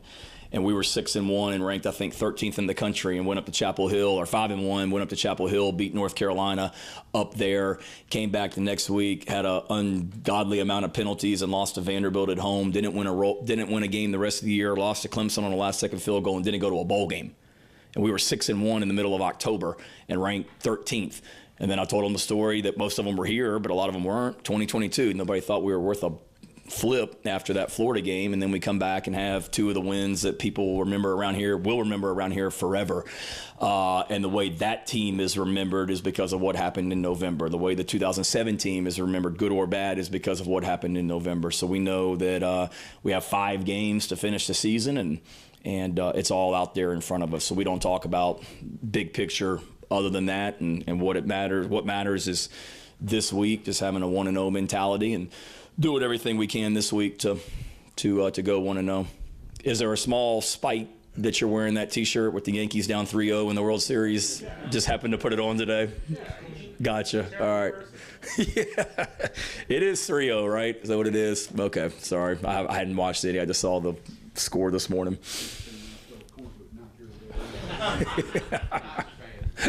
I got it. Hey, Shane, sounds like you have had a very active bye week with recruiting and everything. When the players were in here, almost to a man, they said they would have preferred to have had a game last week because of the performance coming off of Oklahoma, and like, hey, when you have a hot hand, just keep them dealing. And from a coach's standpoint, I just want to know what your outlook is on that. Yeah, I can see both sides of it. You certainly want to keep rolling, but I would hope that with the performance that we had at Oklahoma, we'd be able to keep rolling into the next game. And the way I looked at it, Rick, was we did some really good stuff against Oklahoma, but there's a lot that we can be better at offensively, defensively, and special teams that we needed to get back to work on. And it was good having a bye week last week because now you're 7 games in. You can really analyze where you are, where you're not as good at, and where we need to be over these next 5 games. So we were able to really attack that last week. We did a little bit more in practice last week than what we did the previous bye week, just to try and stay, sharp and keep that momentum going. And we know that we need to perform better than what we did coming off the last off week, because we did not perform well coming off that. But that's behind us. Hopefully we've learned from it. And would I have loved to have kept going? Sure. Did I love a Saturday off? Absolutely. I did. But also knowing that what's coming these next 5 games, we better be ready to roll. Shane, you talked about it at the opening, how that you guys are healthier than maybe in a while. What do you think the effect of the 2 bye weeks had in keeping that, and maybe, as you said, giving you the opportunity to self-scout and really make some changes on the fly a couple of times this year in order to be ready for now? Yeah, I think it's good. The health part of it, it goes back to the summertime and the preseason that we had and what our guys did leading into the season in order to, try and stay healthy like we had to this point. But certainly when you have 2 off weeks, it allows you, it's a long year and it's a grind in this league. There's no question about it. So when you're able to get away from it for a few days mentally and physically, that's helpful as well for your bodies. There's no question. A couple of the coaches commented on it, and I felt this way on this morning, but a couple of coaches commented on Sunday that we looked like a group that had a few days off as far as the energy and the speed we were playing with or practicing with on Sunday night and this morning as well. And you would hope so with that as well. Absolutely. The first bye week, it came after the game 4. So you had 4 games at that point, but Lenoris had missed part of the Kentucky game, missed the whole second half of the LSU game, and missed the entire Akron game. So your starting quarterback, there's not a huge body of work when you start self-scouting and things like that. So we've made progress since that point. There's no question we're a better team since that point. And I think having the 2 bye weeks certainly is beneficial to it makes the season longer, there's no question about it, but it's certainly beneficial to the mental health, the physical health, and the being able to analyze where you are and what we need to do in these next 5 games as we go into November. After the Ole Miss game, something that was clearly very frustrating to you, and you said it, was that you had such a great week of practice. So how are you kind of ensuring that even with a great week of practice, that the actual game and what happens on Saturday doesn't look like it did after the last bye week? Yeah, great question. Realizing that what you do throughout the week in practice and then in the meeting room, on the practice field, Sunday, Monday, Tuesday, Wednesday, Thursday, Friday, preparing with the right mindset and the right mentality gives you an opportunity to go play well on Saturday. It doesn't guarantee that you're going to play well. And, we've talked to our players about it, and that the way we performed out in Oklahoma was a direct reflection of the way that we prepared during the week. And then we put it all together and we went and played well, and it's going to be the same thing this week as well. Yes, you have a great week of practice that allows you the opportunity to go compete and hopefully be at your best, but then when you get out there in that arena on Saturday night, you have to play well and you have to coach well. And we didn't do a good enough job on either of those against Ole Miss the last time in there, and need to be better. But our guys are excited about being back at home, but also realizing, and one thing we talked about was just making sure that we minimize the distractions as well, because being back at home is different. Going out to Norman, Oklahoma, I didn't have a ton of people hitting me up for tickets other than maybe people we knew in Norman, and my wife is an angel, and she handles all that. But I can't look at my phone this week without somebody texting me wanting tickets, and I don't have any, so quit texting me and calling me. I don't have any. But if I'm getting that, I know our players are getting that, and it's just different. So making sure that we do a great job of eliminating distractions to go perform well on Saturday night, which is all that matters.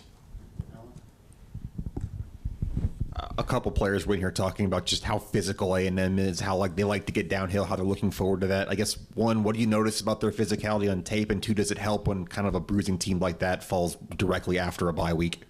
Yeah, no, our players are exactly right. That's what they are, and we pride ourselves on being a tough, physical football team, and I would hope when people watch us, they say the same thing about us. And There's no question that A&M does. On the line of scrimmage, those D linemen are freak shows, the 4 D linemen. The linebackers, both of them are really good players. The DBs have size. That stands out on tape. Offensively, they have size at receiver. Both quarterbacks can make plays. The tight ends play hard. They're physical guys. The offensive line is really impressive. But, it starts with them. When you talk about physicality, it starts with that running back, and he is a downhill back. I saw a stat the other day. I think he's averaging like 7 yards per carry, but 5 of those are after contact, meaning that he's averaging 5 yards after initial contact, which is insane.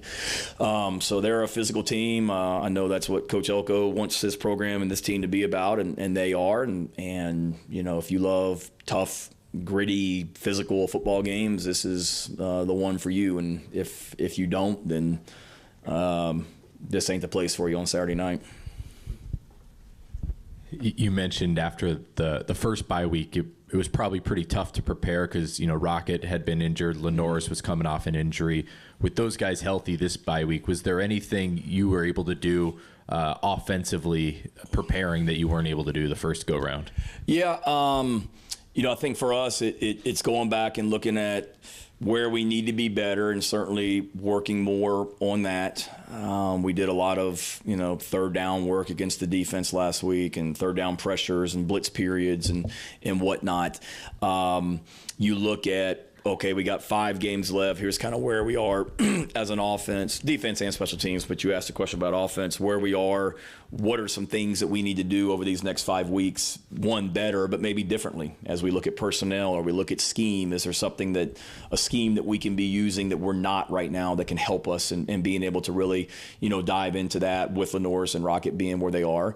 And then certainly getting a head start on Texas A&M, which we were able to do 2 days last week on the practice field also. But it's absolutely better because that last bye week, coming off of it, we felt good about Rocket and Lenoris playing against Ole Miss, but it wasn't 100% by any stretch of the imagination. And now, they're farther along and have more experience, and it allows you to really dive in even more on your offense and what we need to do better in the month of November. You mentioned that you did some recruiting during your bye week. I actually spoke to some of those in-house recruits that will be coming here this time next year. How excited for you to get those guys in here, and how much of an emphasis do you have keeping in-house talent in-house? Yeah, absolutely. I'm really excited about the group of guys that are coming, the group of guys that are committed to us, the ones that we're recruiting right now that aren't committed yet. It's a really great group, and there'll be a bunch of them on that sideline on Saturday night that'll be here at the game, and I'll be looking at them thinking about, man, I wish y'all were out here with us as well, and they will be soon. But absolutely for us, it always starts with the state of South Carolina and keeping the best players in South Carolina at home, and it's pretty cool seeing guys from this state that are doing such great things for us right now, whether it be, Mazio at receiver, or, I'm talking about just a freshman class or redshirt freshman. Lenoris playing quarterback, Josiah from over in Dillon playing, tackle, and then, you talk about the guys on the defensive line and all South Carolina guys, Tonka, TJ, Boogie. I know they're not freshmen, but on and on and on. I mean, I can't name I could, but I'm not going to name every single player on our team from South Carolina. But certainly when guys from South Carolina see guys from South Carolina doing big things, freshmen or not, it makes an impact, and it makes guys, have great pride in this state. I sent a video last week, I think it was of maybe one of you guys maybe put it out from Basketball Media Day, and it was some of our men's basketball players, Colin and some of those guys, talking about being from the state of South Carolina and what it means playing in that arena, being from this state. I sent that video to all high school football recruits that we're recruiting from the state of South Carolina, because it's the same thing with football as well, and that's where it's always going to start for us. And I was out multiple states last week recruiting, but we're always going to start right here in South Carolina for sure.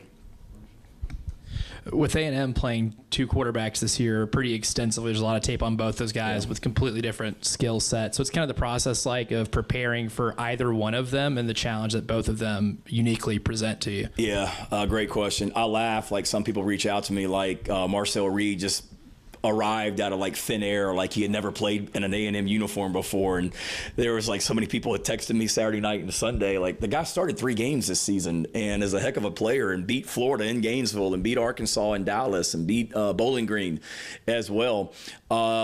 It's a challenge. You know, when you go back to the Oklahoma game, both those quarterbacks we were prepared for, but they were very similar, and Oklahoma's offense really didn't change a whole lot with whichever one was in the game.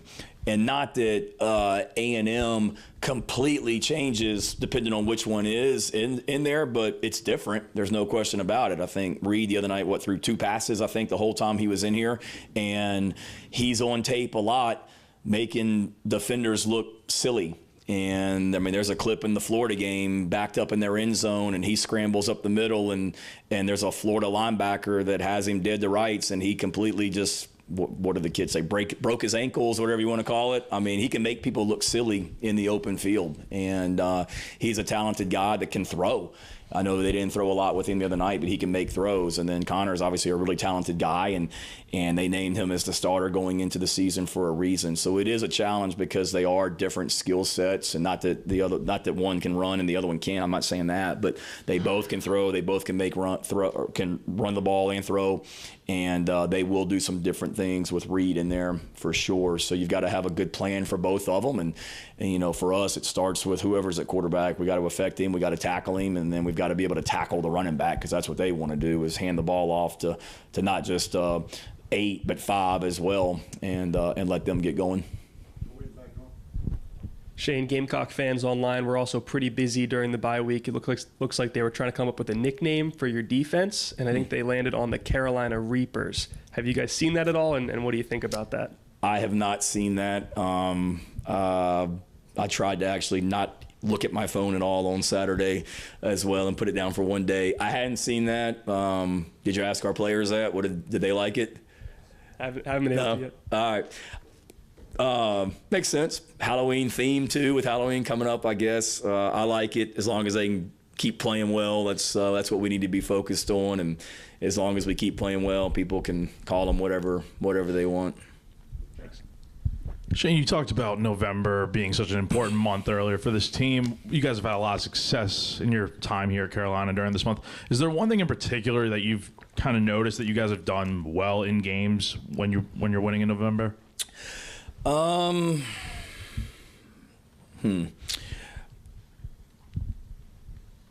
trying to think things that we've done. I would say not turn the ball over, but we threw a pick 6 first series of the game against Clemson. I think that was a November game, so we didn't do a great job of that one.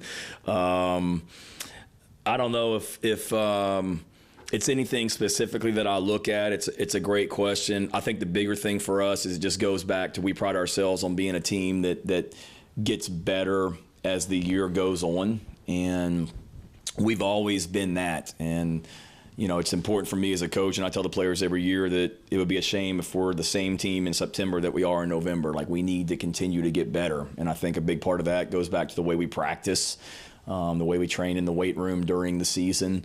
We try and get stronger, and we work to get better in practice as well. Yes, it's preparing for an opponent, but we don't do a ton of scout team work during practice. We do a ton of good on good against each other, and work against each other in practice, and work our young guys a lot on Sunday nights after practice to continue to bring them along. And I think that's more of the reason we've had success in November and played fairly well, is that we've been a team that continues to get better as the year goes, and hopefully we're at our best in November. And we know we're going to need to be this year with these 5 games coming up in this month.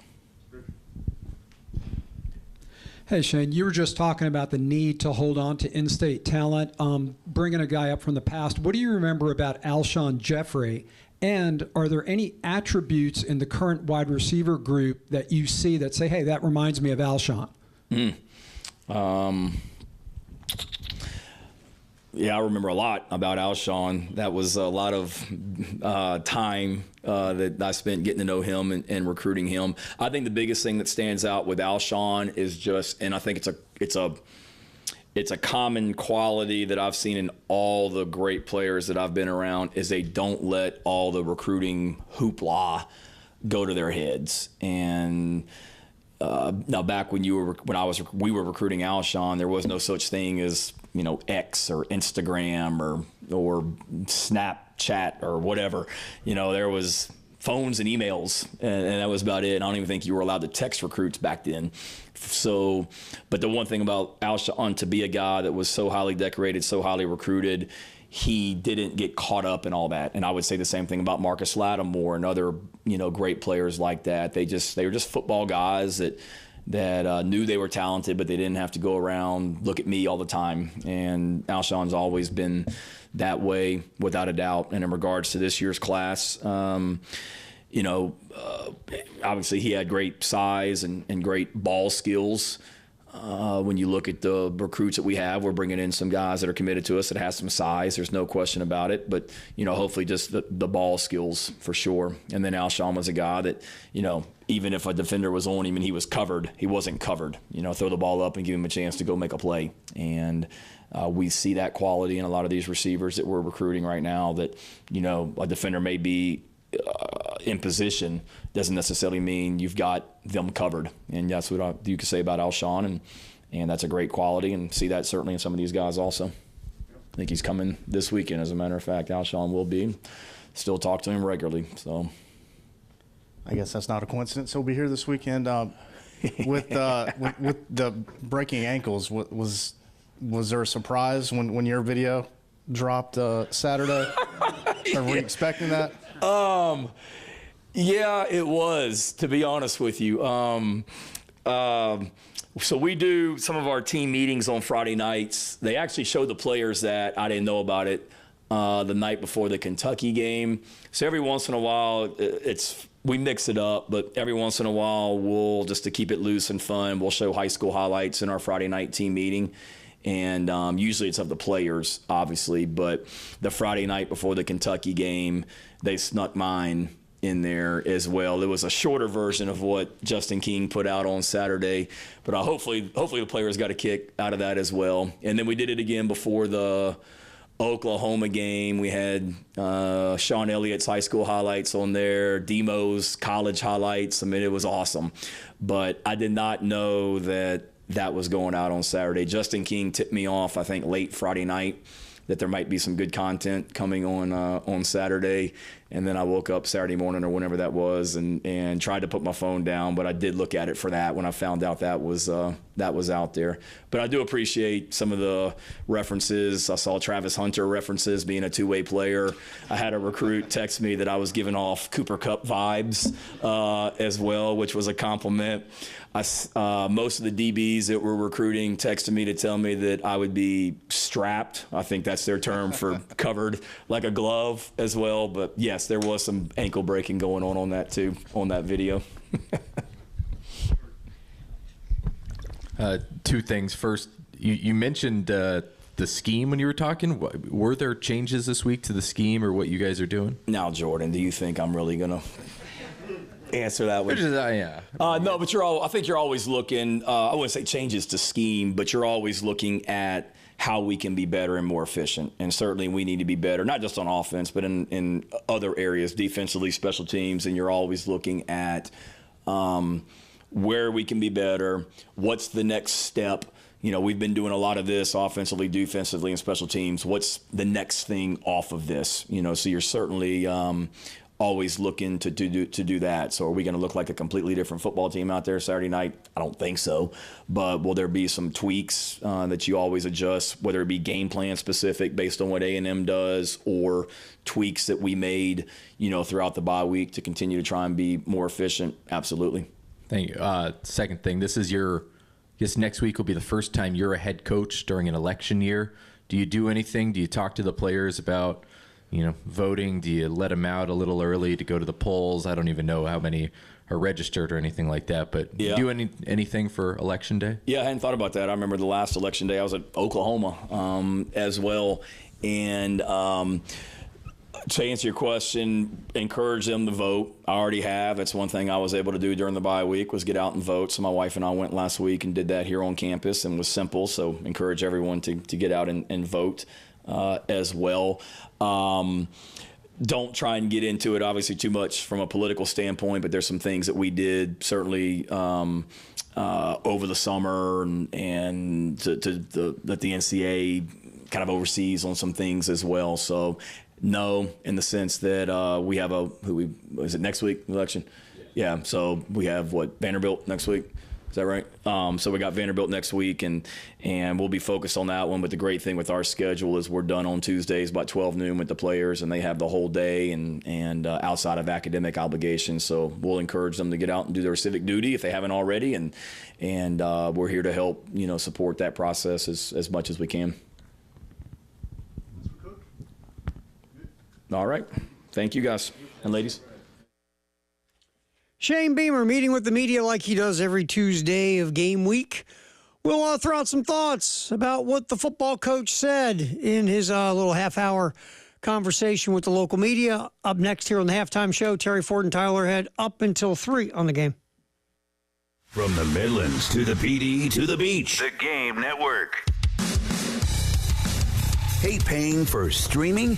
One more thing you got to stream and pay for? Well, the Game app is, wait for it, free. It's free! It's free! It's free! Yes, all you got to do is go to iTunes or Google Play and download the 107.5 The Game app and listen for nothing. In all respects of the word. Nothing. What you're talking about. Sponsored by Love Chevy, where the winning is only beginning. South Carolina's #1 volume Chevy dealer. I-26 at Harbison and at lovechevy.com. Together, let's drive. Hunting season is here, and that means it's ATV season at Carolina Honda Powerhouse. Honda Recons, Rangers, Foremans, and Rubicons are in stock and ready to ride. Two-wheel drive, four-wheel drive, manual, automatic, and all new colors. We've got them, and you can shop them all right on our showroom floor. Don't forget to ask about current finance and service specials. Visit Carolina Honda Powerhouse in Columbia. Just take exit 70 off I-20 and turn by the Flying J, or visit carolinahonda.com. Honda recommends utility ATVs for riders 16 years and older and recommends that all riders take a training course. And now the sounds of football from Mellow Mushroom Pizza Bakers.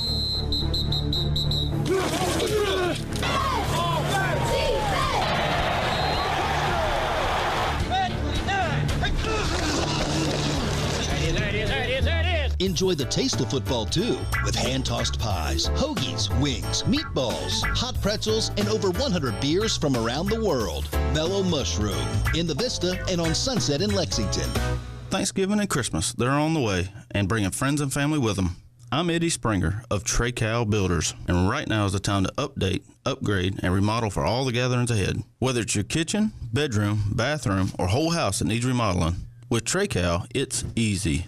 We do first-class work quickly, cleanly, and affordably. Call 360-8211, 360-8211, or visit TRECALbuilders.com. Trey Cow Builders, quality from start to finish. Football season is grilling season, and Jack Oliver's Pool Spa and Patio is South Carolina's premier source for the Big Three: Weber, Traeger, and Big Green Egg Grills. I'm Jack Oliver. Grill all your tailgate favorites to perfection with a premium gas, charcoal, or pellet grill, then top it all off with something sizzling from your griddle.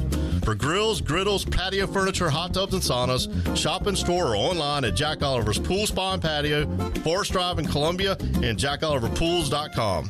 At Midlands Orthopedics and Neurosurgery, we realize that unexpected orthopedic injuries require easy access to specialty care. That's why we now offer the HURT mobile app to give you live expert advice 24 hours a day, 7 days a week for free.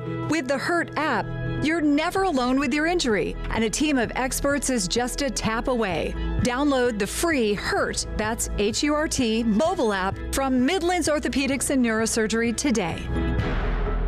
Honda Pioneer side-by-sides are the go-to machine for work and fun. And Carolina Honda Powerhouse is your Honda side-by-side superstore.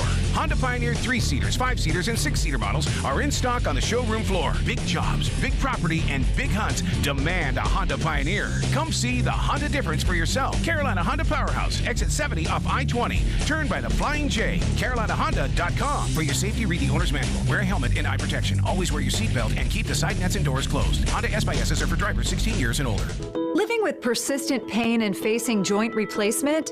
You want the best surgeon and technology available. You'll find both at Midlands Orthopedics and Neurosurgery. Using the most advanced technology, including robotics, our experienced orthopedic surgeons, nurses, and technicians perform hip, knee, shoulder, wrist, and elbow replacement, as well as hip resurfacing with no hospital stay, excellent outcomes, and lower costs to you. Midlands Orthopedics and Neurosurgery. Football season is grilling season, and Jack Oliver's Pool Spa and Patio is South Carolina's premier source for the Big Three: Weber, Traeger, and Big Green Egg grills. I'm Jack Oliver. Grill all your tailgate favorites to perfection with a premium gas, charcoal, or pellet grill, then top it all off with something sizzling from your griddle. For grills, griddles, patio furniture, hot tubs, and saunas, shop in store or online at Jack Oliver's Pool Spa and Patio, Forest Drive in Columbia, and jackoliverpools.com. What you're talking about. Sponsored by Love Chevrolet. On the Game Network. One more time, the Shane Beamer presser that just ended here on the halftime show. Terry Ford and Tyler Head on the game. One thing we did here, Jared Brown will be back. That's a good thing, Tyler. Getting Jared Brown back. DeAndre Jules, that doesn't look as good. Nice to have Jules back, but Jared Brown's a good sign. Yeah, now your wide receiver room is, I believe, healthy. Yeah, can't think of anybody in that room that wouldn't be available, which, again, you're going to need all hands on deck for this stretch run of the final 5 games you have of the regular season. And, you have the opportunity against A&M this weekend to pick up a good victory and hopefully start off another successful month in November, like Beamer talked about quite a bit there. Well, now, I believe, as I'm running through it in my head, this is the first time that wide receiver core has been fully healthy the entire season. Remember, Larvidan was hurt to start the year. I think this is the first time you've had them all together healthy. That sounds correct. So that's a good thing. And, of course, Shane did talk about why there, or one of the, was it Jack? I think Veltri asked a question about what's one thing you attribute your success in November to. And Shane was like, I was going to say not turn the ball over. We threw that pick 6 against Clemson and then won the game. Shane just said about their goal is to get better as the season goes along. And that's typically what all teams want to do. You don't want to get worse, obviously. And you just don't want to stay where you're at. You want to continue to evolve and grow and get better because other teams are growing, evolving, get better. Sure. But, it does feel like 2 years ago, the offense all of a sudden kicked into gear.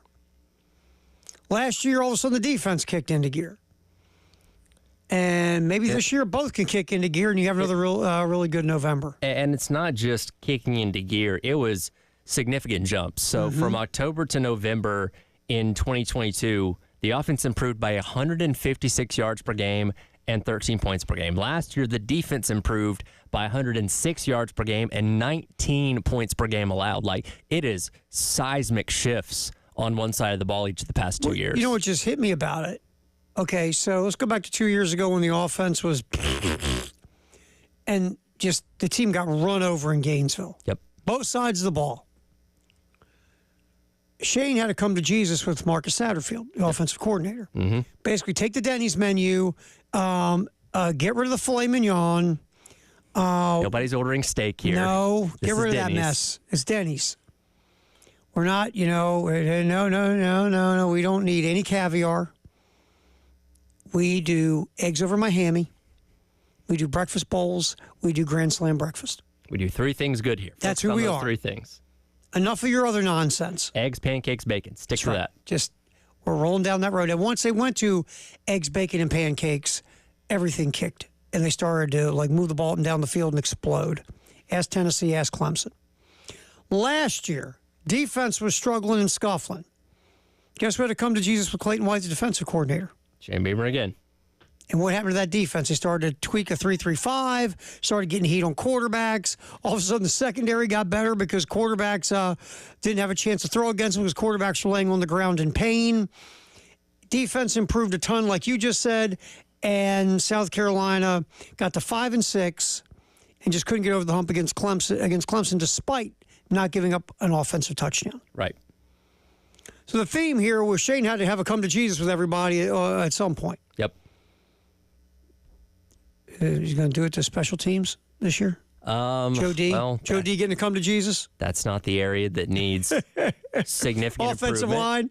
You think? And look, the bye week provides perfect opportunity. If you're going to sit down with Dow Loggins and say, hey, we've been trying some things, done some good, done a lot of bad too. What can we do to make it better in the month of November is my biggest question. Yeah, I mean, you've got a bye week. The biggest problem on your offense, I mean, look, it's been the biggest problem on the offense during the Shane Beamer tenure, the offensive line. The offensive line's a problem. The tackles especially have been really struggling. We knew there would be struggle with the freshman Josiah Thompson. We thought Case and Henry would be a little bit farther along. So that's been a thing. But the offensive line again this year has had some issues. So what do? You go to Dow and say, okay, here's the stuff we block well. Here's the stuff we run well because we block it well. Let's kind of stick to that right now while we try to improve everything else. I don't know. Do you go to Lonnie Teasley, the offensive line coach? Bro, love you. What are we doing here? But if you're going to have a come to Jesus this week, it's probably about something in that neighborhood, I would think, if we're going to go like narrow cast it. Right. So, but they have been a better football team in all 3 Novembers for Shane. Doesn't mean they've been undefeated, but it does mean they played better football. And their one-loss record in November is far and away the best of the 3 months of football under Shane. 8-4. So if you can pull off a 3-2 November this time, we go 7-5, and hopefully you and I are in Vegas. That'd be nice. Just saying. Don't know if we're going to see Colorado there. Maybe not. But, just on a sidebar real quick. They keep showing this Dwayne Wade statue. It might be the worst of all the worst statues I've ever seen in my life. Jack and I had some fun with that yesterday. This might be the worst one ever. The Cristiano Ronaldo was pretty bad. They did change that. I was not aware of the Andy Murray statue. I don't know if you've seen a picture of this. It's terrible. Pretty bad, too. And then Harry Carey's outside of Wrigley Field. It looked like him, but there's just a lot going on that one. I've never seen. I knew they had one. I've never seen it. Because it's like, and again, I was looking at one picture online. It's like he's standing on top of Wrigley, and then it's like the heads of, I guess, Cub greats below him. It's very busy. I'll have to look at it. But no, the Dwayne Wade one looks nothing like him. It looks like Dwayne Wade's gargoyle grandfather. Whoever makes the busts in Canton should be exclusively responsible for making all future sports statutes because the Canton bust looked good. Yeah. These other ones, I don't know whose head's on Dwayne Wade's body. No. Somebody even referenced like they didn't think the George Rogers head looks like George Rogers, which at least he's got like a helmet on, I guess.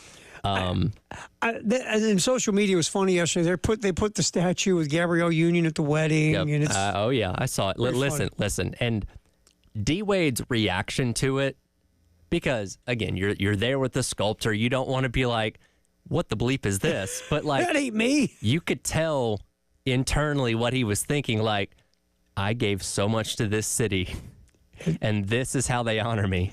This is not my face or my head or my teeth. This is not me. Anyway, it just showed it. Sorry. Back to Shane here on the halftime show. Terry Ford, Tyler Head till 3. When you look at South Carolina going into this football game, coming off of the demolition of Oklahoma, I get what, it's always like this. If you get beat right before your bye week, whew, thank God, got a week to regroup.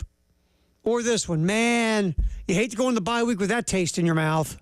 Or if you win, what a shame. Man, you had so much cool momentum going, and now you're in the bye week. Right. Or, hey, you get a good taste in your mouth going to the bye week, you can work on some things. Pick whichever one you want.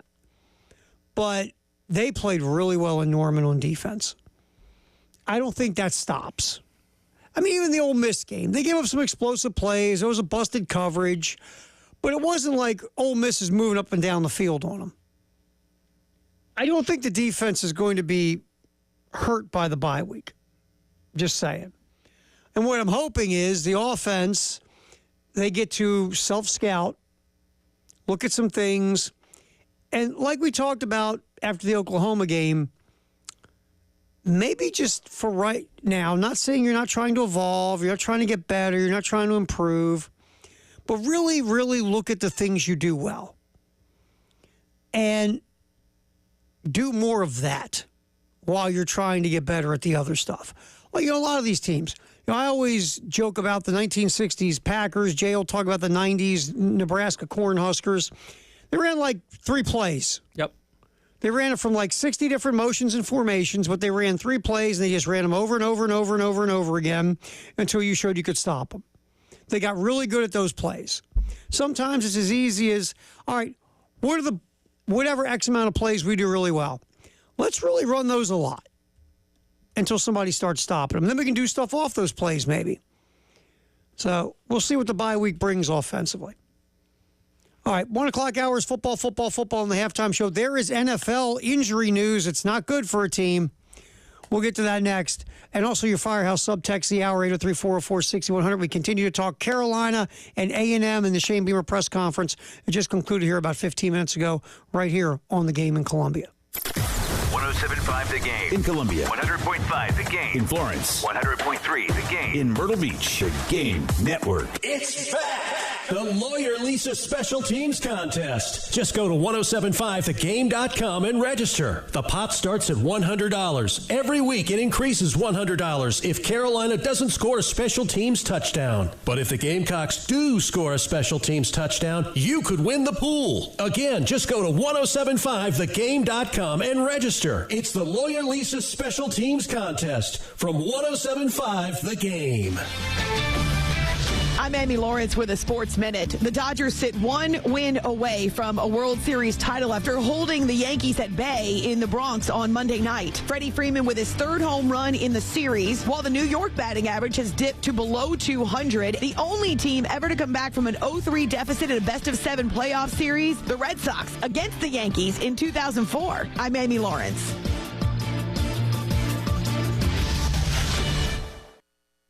Did you know that Wendy's has any size soft drinks for just $1? Yeah, any size, anytime.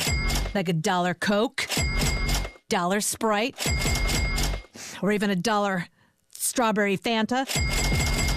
Okay, could we maybe switch up the sound effect, please? Because I'm losing it. Wow, no, not that. Any size soft drink for just $1? Gotta be Wendy's. Limited time only. Price and participation may vary. A la carte only. Not valid in a combo. Exclusions apply. O'Reilly. Need a little help? O'Reilly Auto Parts can help. Need advice? We've got advice. No matter what you need, we have thousands of professional parts people doing their part to make sure you have it. Exceptional customer service. Just one part that makes O'Reilly stand apart. The professional parts people. O'Reilly Auto Parts. Alan Kennington, responsible for this ad. Office in 1440 Broad River Road, Columbia, South Carolina. It's called an accident for a reason. It wasn't planned, but it happened. It's not your fault, but somehow you're the one paying. Medical bills, lost wages, and the pain. You need someone on your side to fight for you. With over 85,000 cases resolved in 12 offices across the state, you need South Carolina's largest injury law firm. On your side, you need George Sink now. Get George Sink Law Firm on the line. Call 999-9999. It's time for mortgage protection with Preston and your top broker, Benji Getzy from Buford Lending. Rates continue to fall. Hey, Benji, give us this week's Mortgage Minute. 6 straight weeks of declining rates and a Fed rate cut. Now is the time. VA 30-year fixed, 4.9%, APR 5.2, and the VA IRRRL, no income, no appraisal, close in 10 days, 4.8%, APR 5.1. 30-year conventional looking good, 5.5%, APR 5.8. Second home, investors, 6.3%, APR 6.7. And the DSCR, fix and flip financing, 6.9%, APR 7.3. And don't forget construction lending. Call for details. Thanks for shopping your rate with Buford Lending.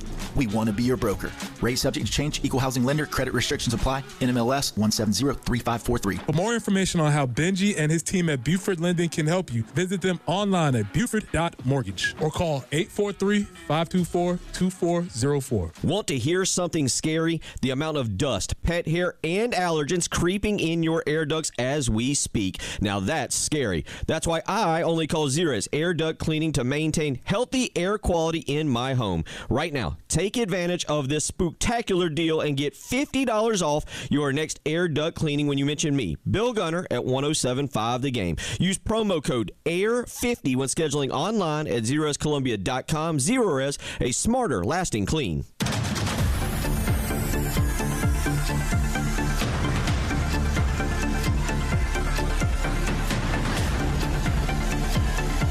The Halftime Show, sponsored by the Men's Clinic of South Carolina. It's time for Text of the Hour on the Firehouse Subs text line on the Halftime Show. On your home of the Gamecocks in Columbia, 107.5 The Game. Also heard on 100.3 The Game in Myrtle Beach. And 100.5 The Game in Florence. And the 107.5 The Game app. Time to check our Firehouse Sub Text the Hour. Don't forget tomorrow from 6 a.m. to 6 p.m. we're over at CLA. We'll be at Colonial Life Arena. All of our shows celebrating the start of the basketball season for the men and the women. Looking back a little bit at last year because last year was really good for both. And looking forward to this season, which is a lot of expectation for both squads. So that's tomorrow. It's sponsored by our good buds at Atkins Law. That is tomorrow. From 6 a.m. to 6 p.m. here on the Game in Columbia, Florence, and in Myrtle Beach. What you got there, Tyler, here on the old Firehouse Sub text machine? Since we're talking about statues, Nameless Texter weighs in and says, check out the Allen Iverson statue in Philadelphia. He's apparently shorter than Muggsy Bogues. Which I do not believe is true. That is hilarious. These statues are so bad. That Dwayne Wade one is all. He looks like a gargoyle. It looks like a vampire or something bizarre. It's not good. He looks like. Did you ever see the movie Monster House? The animated movie, like mid 2000s. It's about this house that gets possessed. And there's an old guy in it named Mr. Nebbercracker that's just like Mr. angry and Nebbercracker? screaming the entire time. He kind of looks like that. Really? Yeah, I'll pull up a picture for you in the break because the statue of him, he's like screaming or yelling or something. Yeah, they've got him in this weird kind of stance, like he's riding a motorcycle. But I don't know. It's not a good look for D-Wade. This is just somebody's got to go back to the drawing board there. It's not good. Looks nothing like Dwayne Wade. Zero. Nothing. Nada. Just saw a couple notes from the NFL real quick. Stephon Diggs out for the year. Hurt his knee. So Diggs is out for the year with the Houston Texans. Nico Collins is out right now with an injury. So the wide receiver core, which was a strength of the Texans going into the year, now has lost two of their top three receivers. Yeah, it's tough for a young quarterback to have to shoulder a little bit more of the load on offense. Which again, CJ Stroud, very good. We'll see how he navigates those waters. Well, again, second season, looked at. I mean, what he did last year was phenomenal. To his credit, nobody saw that coming. He was crazy good. But now you're going to be asked, and is he ready for this? This will be the interesting. And this, if he isn't, it doesn't mean he never will be. But in year two, with what, 7? Still roughly under 25 starts career under his belt, he's going to be asked to make guys better. Sure. Even if it's just temporarily, we're going to next man up it, and you've now got to make guys better. You don't have to make Nico Collins better or Stephon Diggs better or even Tank Dell better. But you've got other guys now that need to step up, and you got to make them better because obviously they're not as good as your other guys. Well, and again, if C.J. Stroud isn't great at that, doesn't mean he never will be. He's in his second season as a starter. So we'll see. Speaking of quarterbacks real quick, guess who got benched? Begins with an Anthony and ends in a Richardson. I figured that was coming. Yeah.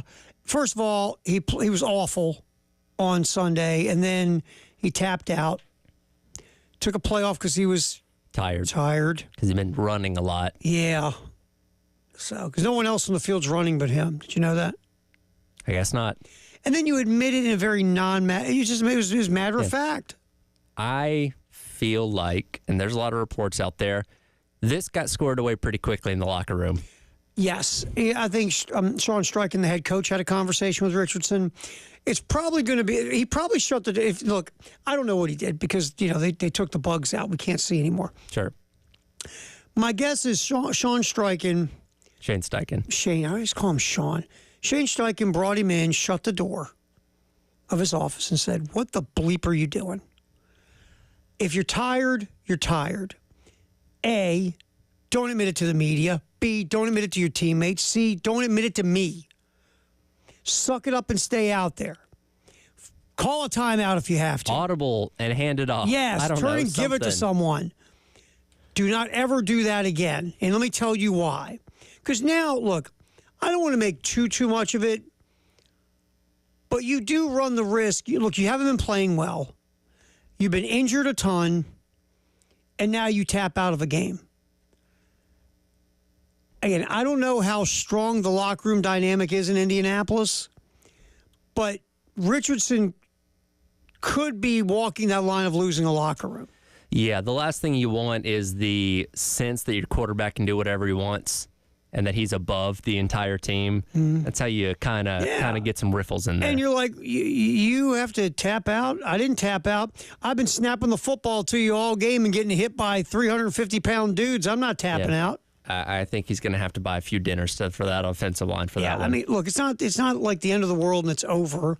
But now this is the come to Jesus moment for a young player, and you hope he figures it out. And again, it's not like he was out there balling out before this happened. He was struggling. If he had been balling out, let's say he's Jayden Daniels and he taps out. Jayden just needs a rest, man. Look at what he's doing.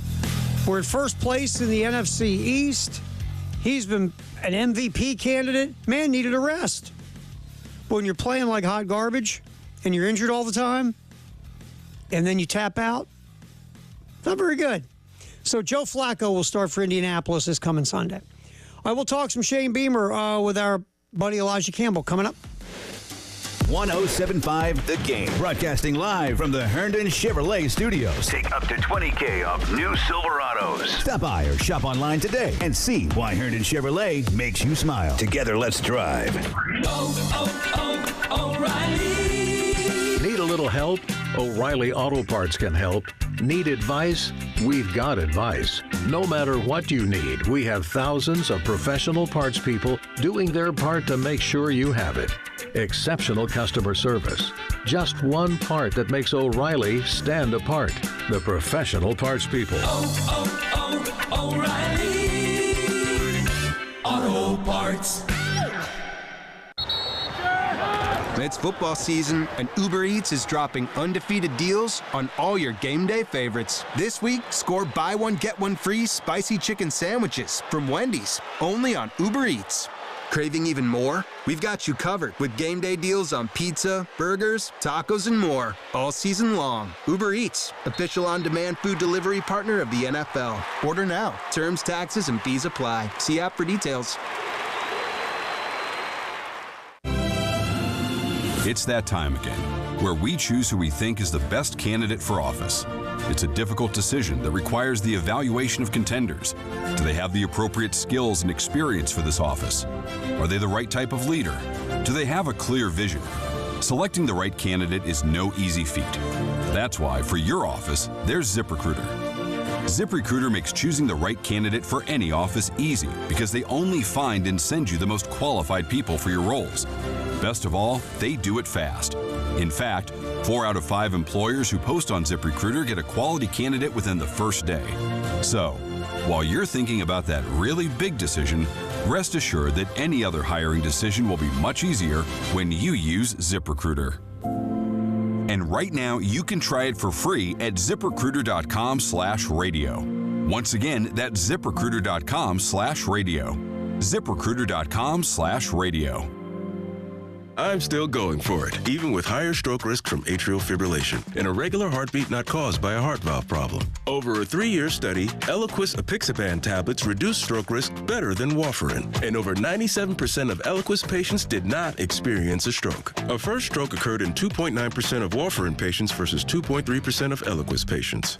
Don't stop taking prescription Eliquis without asking your doctor. It may increase your stroke risk. Eliquis can cause serious and in rare cases fatal bleeding. Don't take Eliquis if you have an artificial heart valve, abnormal bleeding, or antiphospholipid syndrome. While taking, you may bruise more easily or take longer for bleeding to stop. A spinal injection while on Eliquis increases risk of blood clots, which may cause paralysis, the inability to move. Get medical help right away for unexpected bleeding, unusual bruising, or tingling, numbness, or muscle weakness. Medications such as aspirin products, NSAIDs, SSRIs, SNRIs, and blood thinners may increase bleeding risk. Tell your doctor about all planned medical or dental procedures. Learn more at Eliquis.com or call 1-855-ELIQUIS. For appliances with Reliances, that's Jeffers McGill. Come see the entire line of Whirlpool appliances at 1421 Atlas Road. Whirlpool offers bigger, better, and more efficient appliances. And Jeffers McGill offers the best in customer service and low prices. Jeffers McGill and Whirlpool, your home team. For appliances with Reliances, that's Jeffers McGill. What you're talking about. Sponsored by Love Chevy. It's back to cool season with big-time savings on Tahoe Suburbans and the all-new Chevy Traverse. I-26 at Harbison and at lovechevy.com. Together, let's drive. Powered by Integrated Media, The Game TV. Sponsored by Shepherd's Glass, a true reflection of quality. The Game TV. Sponsored by Shepherd's Glass.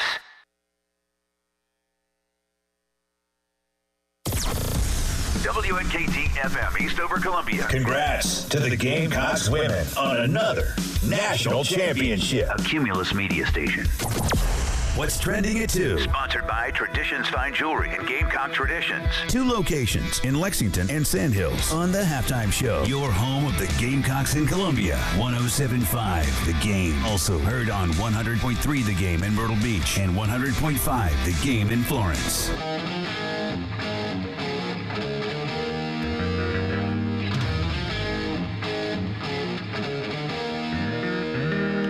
Halftime show, Terry Ford, Tyler had Elijah Campbell coming over from the Shane Beamer Presser. That's what's trending at 2.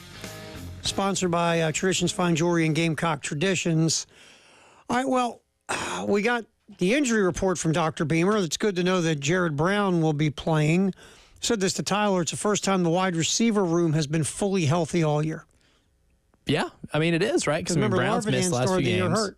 Yeah, and Larvan really wasn't, even when he played his first few games, he like was 5, a non-factor. 10 snaps and yeah, was a total non-factor. And I know coaches do that all the time, where they'll say a player's good to go. They'll play them in said game for a couple snaps and say that they did play them. They were good to go. It's not part of the game plan at all, which means you must not have been that great to go initially. Gage Larvan didn't really see a target until the Akron game, right? Akron game is when he popped with the 2 plays down the field, and then since then he's been getting more consistent targets and used in the offense, at least in different ways. Yeah. I mean, my guess is he'll start out wide, Brown will start out wide, Bennett will start in the slot. Sounds about right. Yeah, or maybe mix and match some of those guys. And we'll see Harbor. I mean, we'll see other guys. We'll see Jacobs. But I feel like if Brown is fully healthy, he'll go out wide, which is interesting. But he didn't do it at Coastal Carolina. He did not do that at all. I know. At his last stop. They love Bennett in the slot. I mean, Bennett really do. Bennett might be the best route runner you have on the team in terms of fluidity. Yeah, I mean, he's a guy where you look up and he's actually open. Yeah, he gets himself really open. Weird thing. So, but they love Bennett in the slot, which means they take Brown, who played nothing but slot at Coastal. I think it was almost 97% coming into this year, and this time they put him out wide. So whenever we and it looks like there have been times he struggled a bit, to be quite honest, because again, he hasn't played out there, and he's not the biggest dude in the world. So when you got those 3 guys out there, you got 3 sub-6 footers. And Jacobs is what, 6'1"? I believe. On a good day. 6'6" in heels. 6'1" might be the program height. Yeah. I don't know if that would be the real height or what I like to call the AAU basketball height, where you're like 2 inches taller than what you normally are. Brady, I'm 6'3". You're 6 foot. Yeah, exactly. I love that. It's like you stand next to that dude, and you're like, he ain't 6'4". I covered Peach Jam, not this summer, but the past summer. And it was funny when you're given rosters by some of these AAU basketball teams. It's like, yeah, our center is 6'8". And I'm like, brother, that guy is like 2 inches taller than me on a good day. Like, if he's 6'8", I'm 6'6". All right. I love when they go and they measure him for the NBA Combine. Like, Barkley had a great story because Barkley in college was 6'7" or 6'8", depending. Got to the NBA, dude, you're 6'4". Yeah, right. It's like, no, I don't know what kind of rulers they're using to measure you over, or if they measure you with a yardstick and they estimated it at Auburn. So we think the wide receiver core will be healthy for the first time all year. We heard, unfortunately, DeAndre Jules won't be available, and you'd love to have him. He plays the run. He gets some push in the pass rush, but he plays the run well. He's a nice guy to have in your interior rotation. I mean, obviously you didn't miss him against Oklahoma because all you did was curb stomp the Oklahoma offensive line for 4 quarters. But it'd be nice to have Jules against a much better offensive line in A&M. Oh, but this is the best run game in the SEC. You heard Shane allude to a lot of the numbers, but you don't even need the numbers to tell you how good of a run game this is. You just go back and watch that LSU game alone. The amount of push they were getting up front, LSU got mauled at the line of scrimmage. And that's what made the biggest difference outside of just A&M not turning the ball over, not making any special teams mistakes. LSU turning the ball over 3 times and making 3 crucial special teams mistakes, like missing field goals or doinking the holder in the neck with the snap. Those were things that changed the tide of the game. It was a 15-point game, but A&M didn't really, in the spirit of the game, did not beat them by 15 points, right? LSU beat themselves by about 15 points, but A&M mauled them at the line of scrimmage enough to put them in a position to be able to kind of make their own luck offensively. So you mean they weren't practicing this during the week in special teams? All right, we're going to do the snap off the neck drill. Yeah, or they whoever's LSU special teams coordinator looking at the play sheet and like, oh yes, let's run the doink off the holder's neck play. You know what's interesting about LSU, especially against A&M? First, you hear Baker, the defensive coordinator, didn't really prepare his defense for the running quarterback Reed, which I thought was quite interesting. A little silly. And then you have these foo-bars on your special teams, whether it's execution, whatever it is. You basically, like you said, you committed Harry Carey on yourself in College Station, basically, in the second half of that football game. But just Brian Kelly, you watched him at Notre Dame, and they were so well prepared most of the time and so buttoned up. And if they lost, just because, Notre Dame's not as good as these other schools. Yeah. We've seen some stuff at LSU, and you go, that doesn't look like Brian Kelly's crew, because Brian Kelly's crew wouldn't be doing that. Yeah. We've seen a little bit of that this year. We saw it in the game against LSU here at back in September. At Willie B in September. Yeah. There were some things you saw LSU do and go, strange. So it's just, and look, they were undefeated in the SEC going into last Saturday. So they bounced back from losing to Southern Cal, but still you see things where you go, Brian Kelly teams don't do that typically. Right, or lose their composure. I mean, what was the whole thing he was pounding the desk at after the Southern Cal game when they got beat, that they lost their composure? They're talking about the game being over after Southern Cal scored late. They're celebrating on the sideline. Yeah, and it's one of those things that, like, I don't know if he's – I don't want to drop he lost the locker room allegations on Brian Kelly, but look, you go back and look at LSU's history. They've had 3 coaches since the turn of the century. 2 of them are total boobs, and 2 of those total boobs won national championships. Some guy named Nick Saban also won a national championship with them in 2003. So they have 3 different coaches pre-Brian Kelly in this era of college football since 2000. All 3 of those dudes have won at least 1 national championship with them. And Brian Kelly is in year 3, and he is already guaranteed a year with 2 losses before November. So he has no mulligans left for the year. Yeah, and usually year 3 is when a lot of those guys pop, right? I mean, Les Miles, 2007. I mean, he won his about 3 years or so after he took the job at Orgeron. I don't think it took even 3 years because he did kind of inherit a pretty solid situation with someone like Joe Burrow and a couple of wide receivers who are already top 6, 7 receivers in the National Football League. So he already inherited one of the greatest offenses in the history of the sport. What was going to be that with a really good offensive coordinator? But now it's at the point for Brian Kelly. It's like you're brought in because you were the football coach. You were like the guy that's supposed to be winning. Right. You're better than the two goobers put together who won national titles. Yeah. And right now, look, LSU could still win 10 games or 9 or whatever the case and still be really good. And then Kelly be averaging 10 wins a year for 3 years, but you're like underwhelmed isn't the right word, but it's just like something's missing. Yeah, there's something bland. It's like I don't know if this needs more salt, right? or if there's too much of something that's making this not taste as good, or as it was advertised to me to be. It's like it's okay, but it's supposed to be a lot better than okay. You were promised more than okay. Right. That's the thing. You're promised more than okay, and it's like okay, well, I can eat this meal for maybe once a week or a couple times, but it's not one of those that's to die for. And you were promised to die for. Anybody else doing this, at LSU, it's pretty solid. I mean, look, Les Miles kept how many years at LSU? And these were the same type of seasons he had. He always had good teams. Every now and then he'd have a really good team that would compete for a national title. And now with Brian Kelly, I mean, sure, like some of these teams have been good enough to win national titles. Last year, if he had a defense that just wasn't just atrocious. A bad defense last year. Just have a normal bad defense, right? That only gives up like 24, 25 points a game. Then you probably win the national championship last year because that offense was historically good. And Jaden Daniels did something that guys like Michael Vick and Lamar Jackson didn't even do when they were playing at this level. And Jaden Daniels did it against SEC defenses. And you kind of just wasted that season. So that's another puzzling thing about it. It's a very weird thing. So going back to Saturday with A&M, they averaged almost like 4 yards a carry before contact. That's how dominant that offensive line was. Before contact, yeah. I mean, they were averaging about 5.7 yards a carry. They lead the SEC in a lot of rushing categories. The kid Reed is the real deal if you let him tuck it and run it. But, South Carolina, though, they've done a really nice job for the most part in slowing down any type of running quarterback they would face. I mean, Jalen Milroe really didn't. He had a couple of runs. They were early. They were early in the game when he did. He didn't have any backbreakers on you where you didn't have contain. You didn't make sure the backside was set. South Carolina was very disciplined against Milroe. And, of course, when you have athleticism on the second level at the linebacker position, you can erase at times if you're defensive front loses and Milroe gets to that next level, if your linebackers are fast and athletic and basically get to the ball, all of a sudden what looks like a 9-yard gain is a 3-yard gain. Yeah. So they haven't been bludgeoned by a running quarterback off the top of my head this year. This is really Debo Williams' skill set too, because he just flies everywhere to the ball with reckless abandon, right? And Debo spoke before Shane did, and you could see a glimmer in his eye when asked about this run game. He's like, "This is the type of game that I want to play. This is the one I'm prepared for," and it is.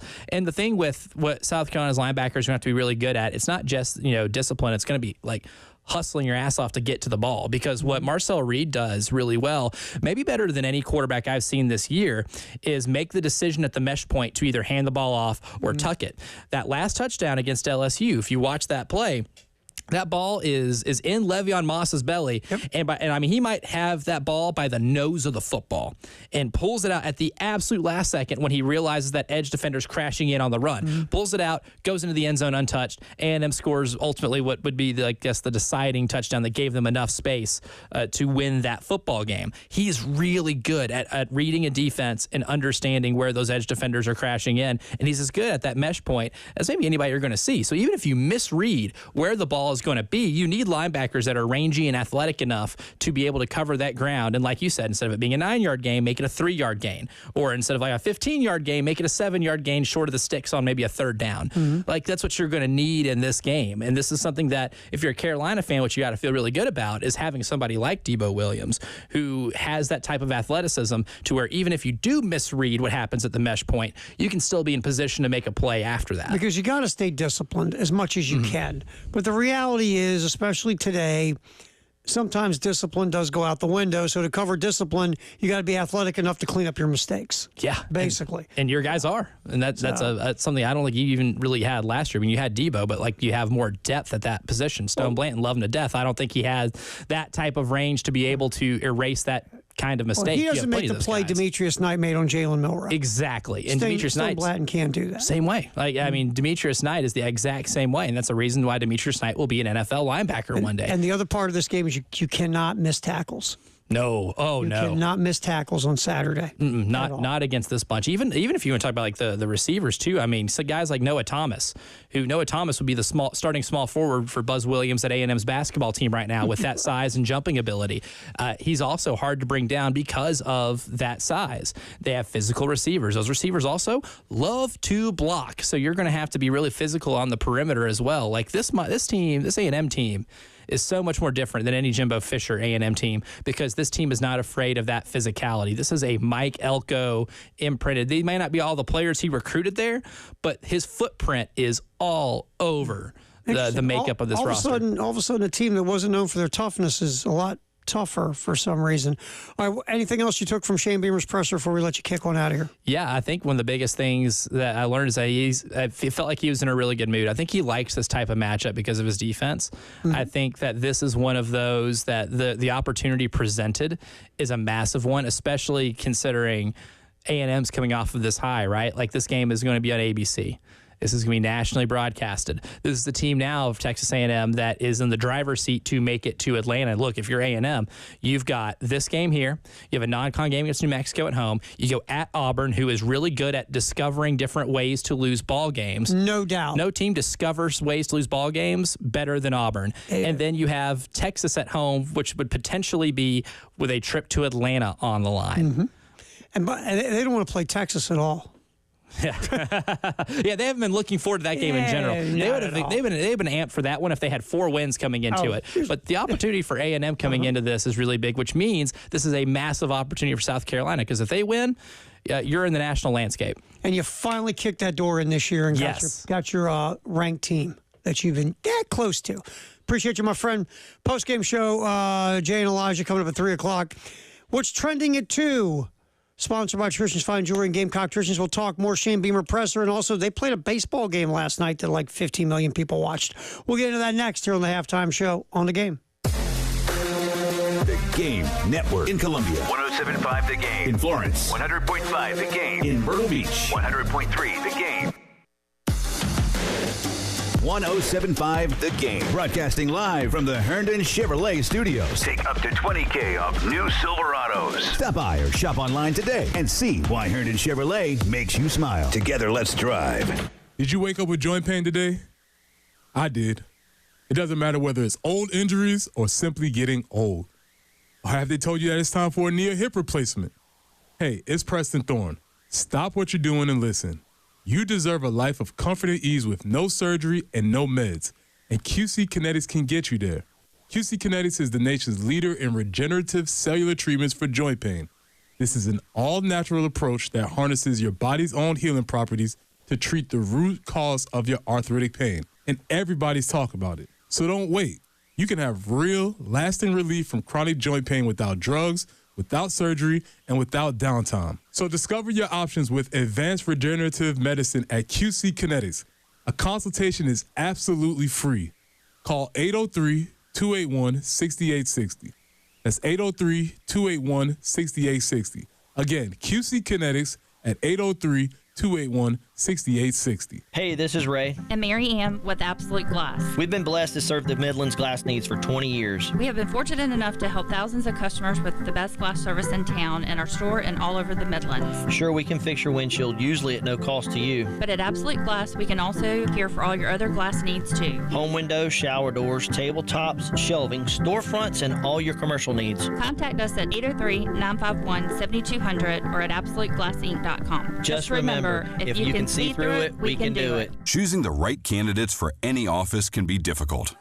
My office has lots of drama. My office has its ups and downs. I share my office.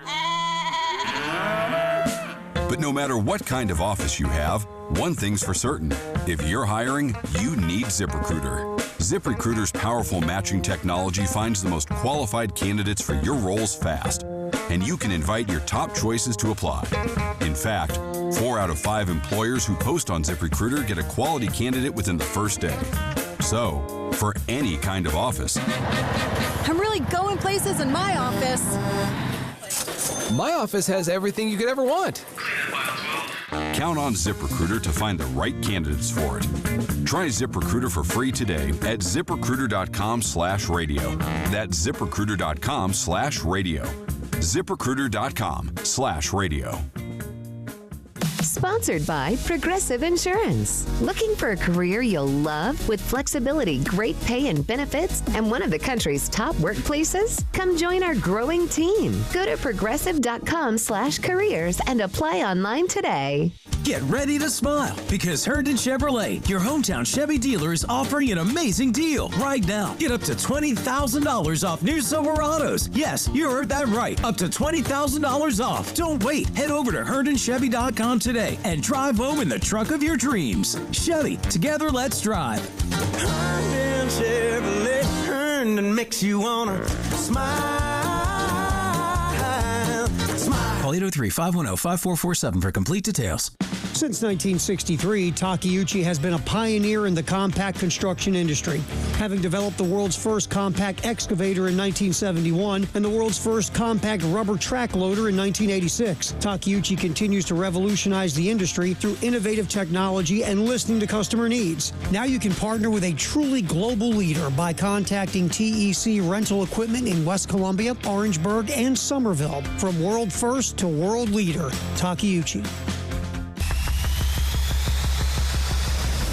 Got a take? Hit us up on the Firehouse Subs text line. Firehouse Subs, founded by firemen. 803-404-6100. On your home of the Gamecocks. 107.5 The Game.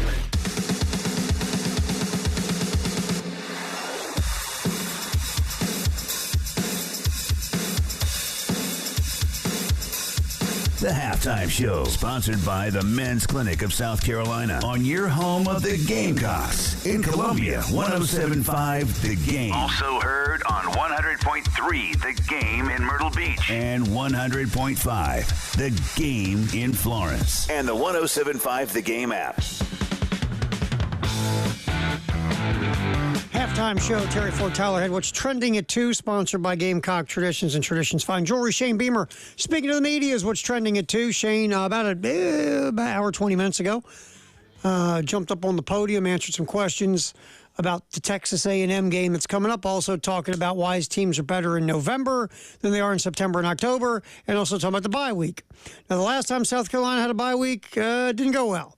Came out flat, tried the fake punt. That went... got beat by Ole Miss pretty handily. Here's Shane talking about coming out of this bye week.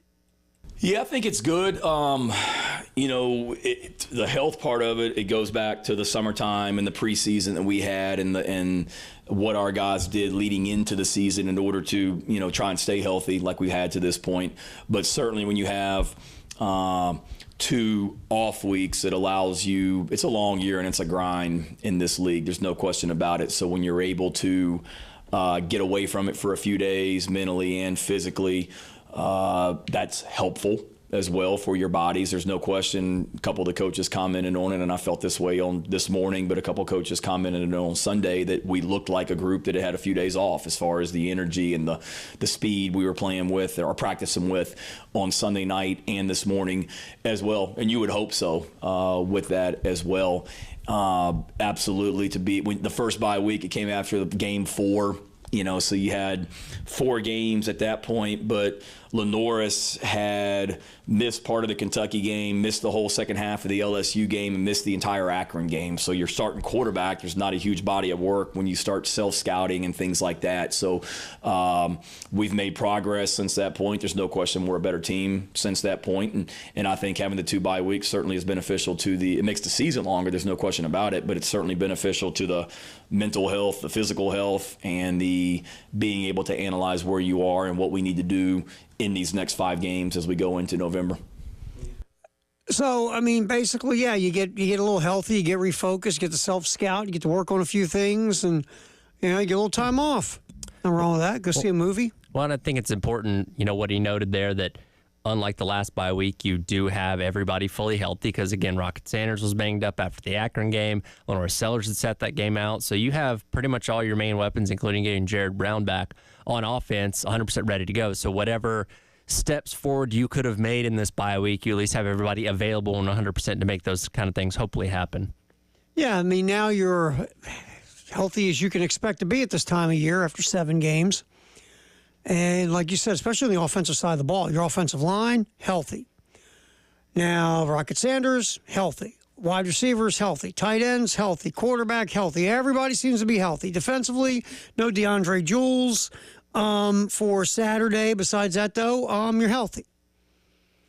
So you got to feel good about where you're at health-wise if you are Shane and the Gamecocks. Again, we get it rolling at 2:30 Gamecocks game day, our local pregame show here on 107.5 The Game in Columbia. Then we jump in on the network after the SEC report, which will then include our affiliate in Myrtle Beach. And we will go to kickoff 7:30, South Carolina and A&M here on the game. Lawyer Lisa Special Teams Contest, $800. Go to 1075thegame.com. Click on that little flippy thing when you see Lawyer Lisa. Fill out the form, pop submit, and you're in. If South Carolina does score a special teams touchdown, which means I'm going to have to leave the press box in the fourth quarter. Yeah, pretty much. And when I do leave the press box, South Carolina will score a special teams touchdown.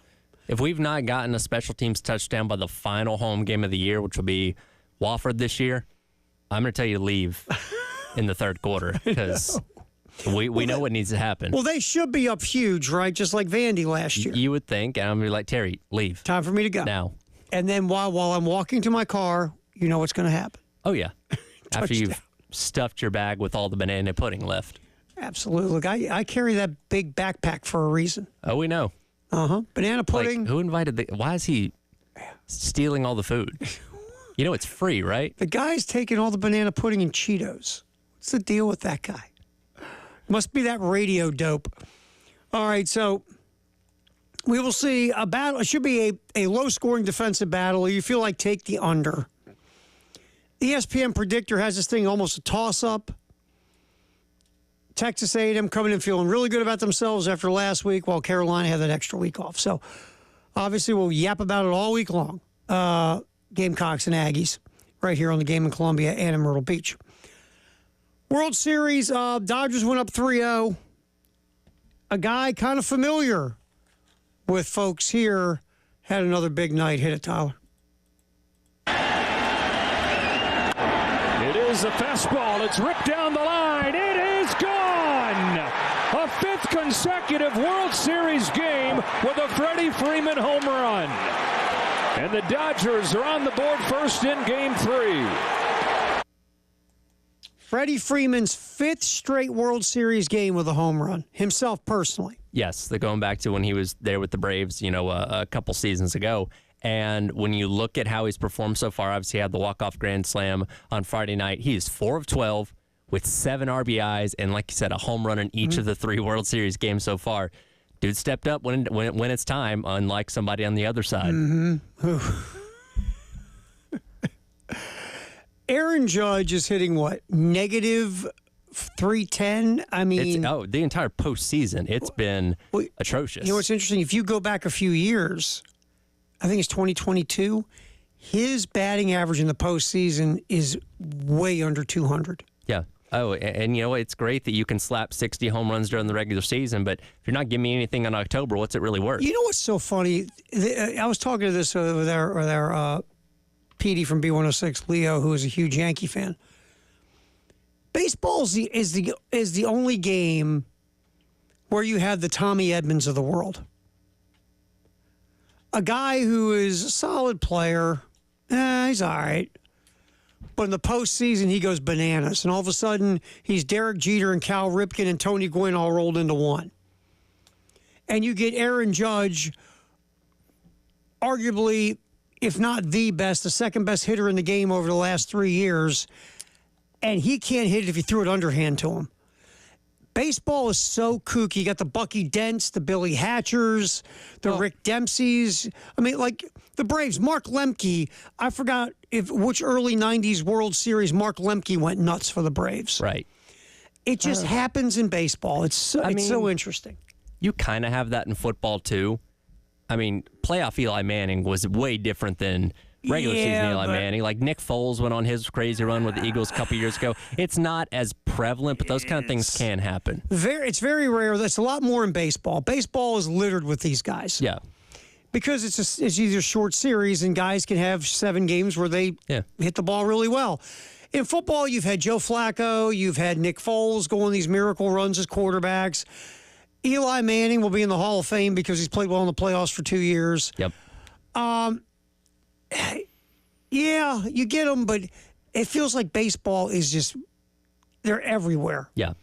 The NBA, I can't think of one where some dude just went kooky and averaged 30 points a game in the NBA Finals after averaging like 7. Well, it's because baseball obviously has the longest season, 162 games. So statistically speaking, if you're one of the best over the course of 162 games, and depending on how far you go in the postseason, typically you should still be that good for the extra, 12 to however many games you play in the postseason, but it doesn't always happen that way. No, because if you're a great hitter, if you're an upper-level hitter, you're still getting out 7 times, right? Yeah. And if you go through a 162-game season, you're going to go through slumps no matter how good you are. You're going to have a bad week. Here's the problem. You don't want to have that bad week in October. No. And, you just don't. And Aaron Judge is, somebody that does strike out quite a bit, but it's just turned up to an 11 it's crazy. In the postseason. It's been nuts. 20 almost half of his at-bats have been strikeouts. Yeah, it's been nuts.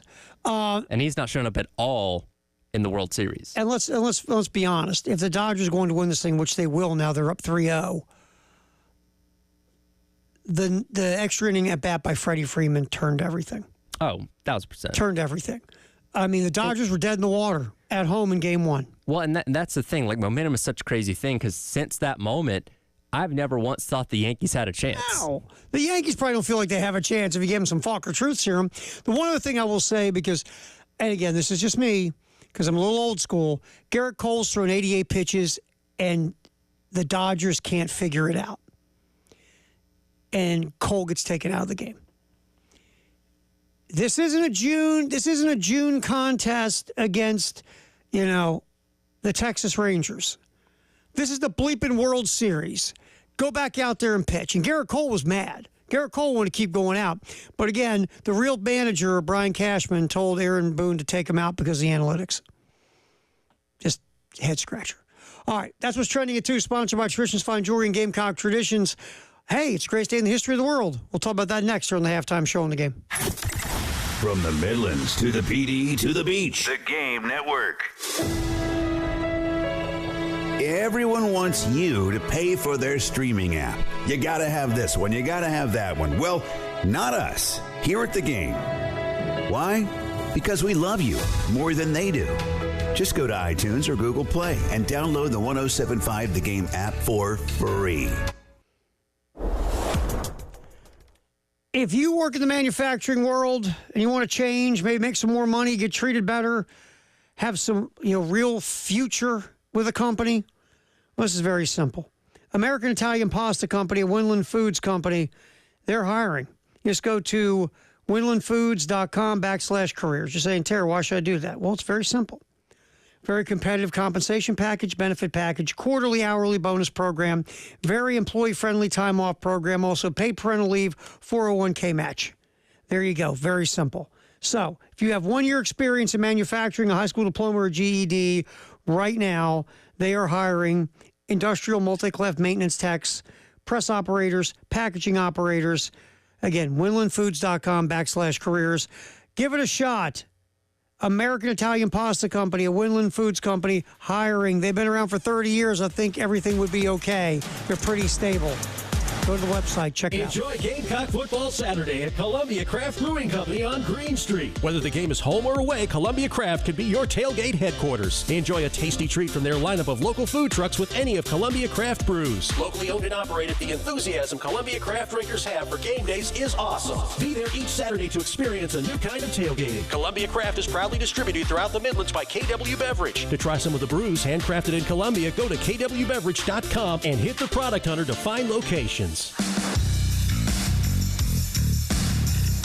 Powered by Integrated Media, The Game TV. Sponsored by Shepherd's Glass, a true reflection of quality. The Game TV. Sponsored by Shepherd's Glass. I had this illness that really made me powerless over alcohol. I can't say to anyone, no, don't drink. But I can say that when you decide you don't want to drink, the door to AA is always open. Visit aacolumbia.org for more information and to find an AA meeting near you. Football season is grilling season, and Jack Oliver's Pool Spa and Patio is South Carolina's premier source for the Big Three: Weber, Traeger, and Big Green Egg Grills. I'm Jack Oliver. Grill all your tailgate favorites to perfection with a premium gas, charcoal, or pellet grill, then top it all off with something sizzling from your griddle. For grills, griddles, patio furniture, hot tubs, and saunas, shop in store or online at Jack Oliver's Pool Spa and Patio, Forest Drive in Columbia, and jackoliverpools.com. It's back. The 49th running of the Colonial Cup returns Sunday to Camden on November 17th.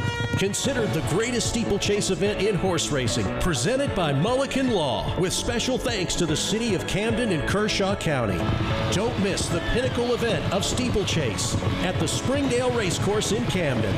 Family fun, shopping, unique entertainment, and incredible tailgating. Reserve tickets now at carolinacup.org. When you're hiring for your business, ZipRecruiter's powerful matching technology makes finding qualified candidates for your job easy. This made us wonder, what if the rest of the world was as easy as ZipRecruiter? Math problems wouldn't be so problematic. K equals 42. Escape rooms? Elementary. And summiting Everest would be a walk in the park. In the meantime, if you want to make your hiring easier, use ZipRecruiter. And right now, you can try it for free at ZipRecruiter.com/radio. In fact, 4 out of 5 employers who post on ZipRecruiter get a quality candidate within the first day. Simple.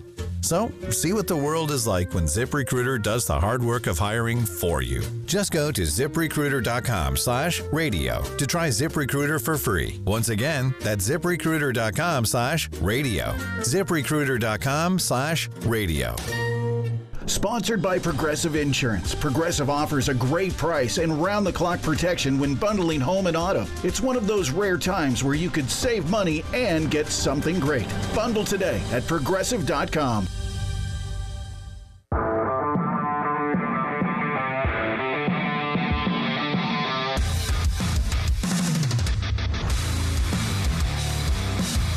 The Halftime Show, sponsored by the Men's Clinic of South Carolina. The greatest day in the history of the world. On the Halftime Show is sponsored by 1-800-GET-JUNK. We make junk disappear. All you have to do is point. On your home of the Gamecocks in Columbia, 107.5 The Game. Also heard on 100.3 The Game in Myrtle Beach. And 100.5 The Game in Florence. And the 107.5 The Game app.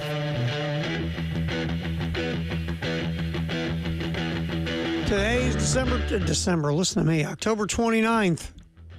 Greatest day in the history of the world. I know you're ready for the year to be over, but geez. I know, I was pushing it, wasn't I? All right. Okay. Get that out of the way. All right, we're going to go back. This is interesting. We've had some good ones in the days that you've been out. Oh, really? Yeah. Well, that's the key. I'm not here. We had a World Series that ended in a tie yesterday. Really? 1890. They just couldn't play the last game. So really? Everybody wins. Well, Dave was there. Yeah, he was front row seat. World Series game ended in a tie. Well, not that the series ended in a tie after 7 games, but then this was back before the NLAL. Because one of them was like the American Association or something like that, and the leagues couldn't come to an agreement in the offseason, so they just never played an extra game. That's what happened? Yeah. That's pretty funny. That's pretty funny. Could you imagine that happening today? It's a good one. Ready? Yep. It's not as good as that one. 1950, Detroit's Wally Triplett gained 294 yards in kickoff returns, ends up with 331 total yards. Lions beat up on the Rams 65-24. Ready for this? Detroit scored 41 points in the third quarter. 65-24. I'm willing to bet that is a one-time scoregami. Has to be. I can actually find out. Has to be. And then you're looking at Wally Triplett, his career, Played at Penn State. Went on to the NFL. You ready for this? Sure. He was the third African-American chosen in the 1949 NFL Draft. 1949 NFL Draft. Yep. That is a one-time only score. Nice. And if you look at everything, and you look at his NFL career, that day is pretty much the best day of his NFL career. It's hard to beat. That was a great day, man. 294 yards in kickoff returns. Woo. There are now kick returners that aren't going to get that in a career. I know. It's because of how limited that's become. They have just crushed the kickoff return.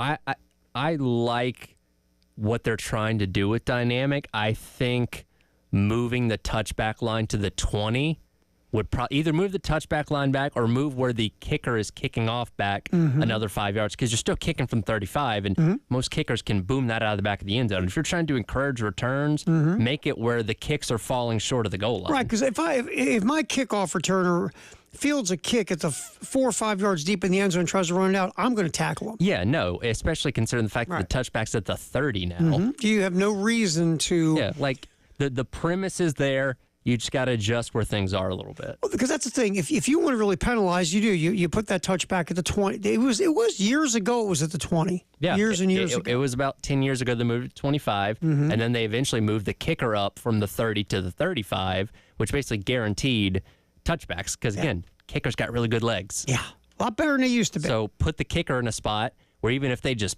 put everything into it, it's coming short. I would like to see the kickoff matter again. That would be fun. I do too. Listen, it's the most exciting play in football. I get it. Dangerous, and we don't want guys running full speed, cracking each other's heads every play. The structure of the dynamic kickoff is good in principle. You just got to adjust some things to make it better. Well, you've got to make it worth your while to return the kick. Yes. That's what you have to do. It's got to be... The juice has got to be worth the squeeze on the kickoff return. Move the touchback to the 15-yard line. That you really way, want to penalize people. Every single time I'm feeling this, saying, okay, I can get at least 15 yards, and if I decide to get a touchback, I'm starting at 15. Yeah, that's what you got to do. You got to say, okay, the line of scrimmage on the touchback, we hate that so much, we're going to return the kicks. Exactly. And if I'm a kicker, I'm going to try and boom this thing as far as I can, because a touchback means they're starting at the 15-yard line.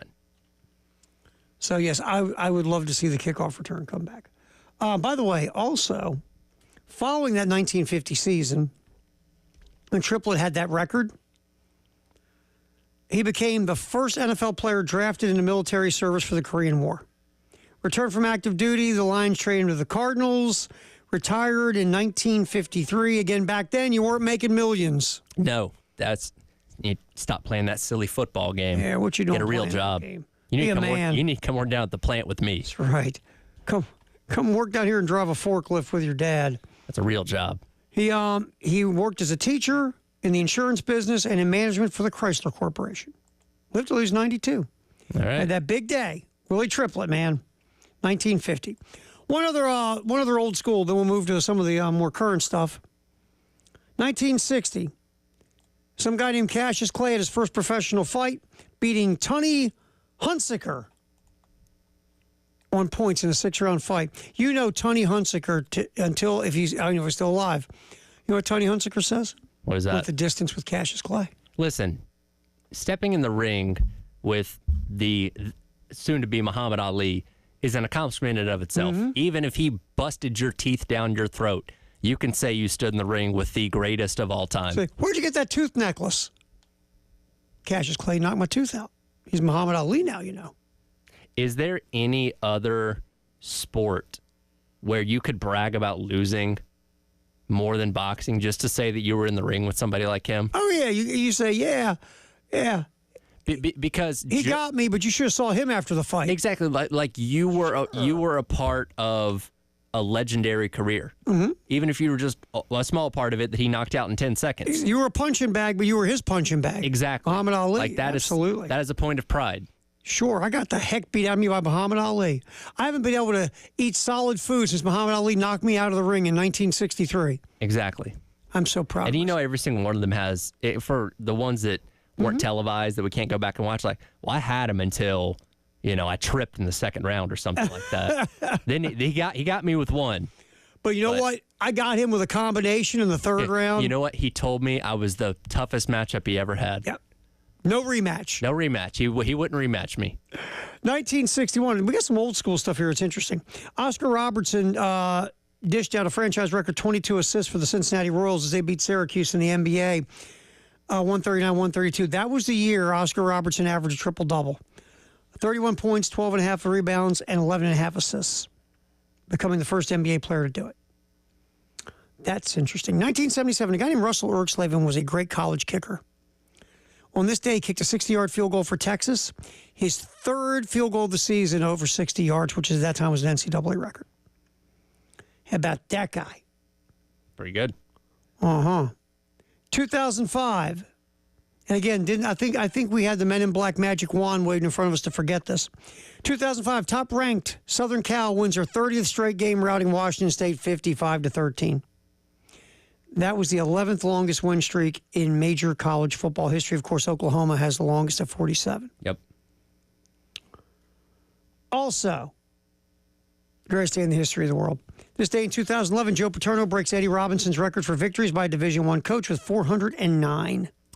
And as it Penn State was beat Illinois. Very soon after that when his career as a coach at Penn State came to an end. Yes, things kind of went dark. Because it was 2011 off season, if I remember correctly, when everything hit the fan. And he passed not long after that. Yeah, it just that whole thing was just awful in so many ways. 2014, Madison Bumgarner and the San Francisco Giants succeed where no other team had in 3.5 decades, winning Game 7 on the road to win their third World Series title in 5 years. Madison Bumgarner, we forget something. Madison Bumgarner was a beast for a period of time. Mad bum. And I remember him coming out of the bullpen. You think about that kind of stuff. Madison Bumgarner did it. Randy Johnson did it in Arizona. Curt Schilling did it in Arizona.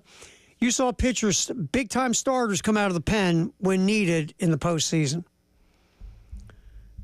And one more.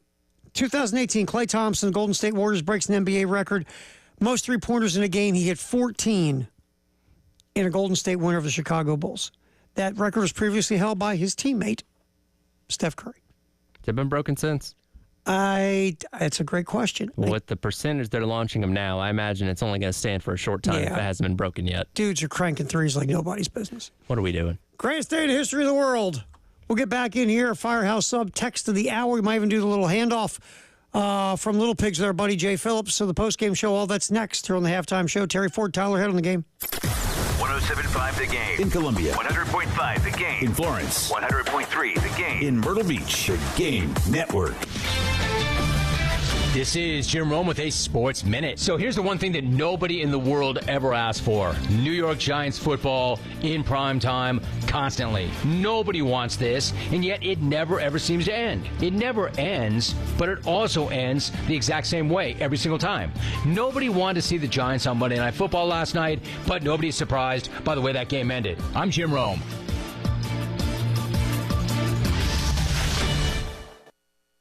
Must qualify for enrollment. Results may vary. We all hear the radio ads about the IRS. They tell you to be afraid, to be scared, and they try to frighten you into calling. I'm not here to do that. Tax Relief Advocates is different. TRA is here to tell you that if you owe money to the IRS, whether it's $5,000, $50,000, or $500,000, we have a solution. It doesn't matter if you're sitting in your car, at work, or with your kids. No matter where you are, call now. 800-583-5795. Don't lose hope. TRA can eliminate or reduce what you owe to the IRS. Generous programs are now available that can give you a fresh start. Our passion is taxes and helping individuals fix their IRS problems. We have over 1,000 5-star reviews on Google and an A+ with the Better Business Bureau. You don't need to be afraid of the IRS any longer. End your tax nightmare today by visiting us online at TRA.com or call 800-583-5795. That's 800-583-5795. Tax Relief Advocates. Real solutions for real. Must qualify for enrollment. Results may vary. We all hear the radio ads about the IRS. They tell you to be afraid, to be scared, and they try to frighten you into calling. I'm not here to do that. Tax Relief Advocates is different. TRA is here to tell you that if you owe money to the IRS, whether it's $5,000, $50,000, or $500,000, we have a solution. It doesn't matter if you're sitting in your car, at work, or with your kids. No matter where you are, call now. 800-575-9318. Don't lose hope. TRA can eliminate or reduce what you owe to the IRS. Generous programs are now available that can give you a fresh start. Our passion is taxes and helping individuals fix their IRS problems. We have over 1,000 5-star reviews on Google and an A+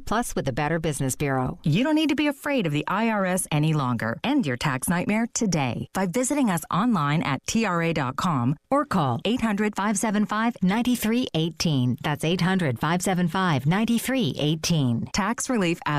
Real solutions for real people. Hey, can you blow up some balloons for Jack's party? I can't. I'm so congested. You need Sinex Saline from Vicks. Sinex Saline nasal spray? Yeah, just Sinex. Breathe. Sinex Saline instantly clears everyday congestion associated with colds and year-round allergies with a gentle, ultra-fine mist that's no mess and easy to control. Daddy, we need more balloons. On it. Enjoy life's important moments without congestion. Try Sinex Saline from Vicks. Just Sinex. Breathe. Use as directed.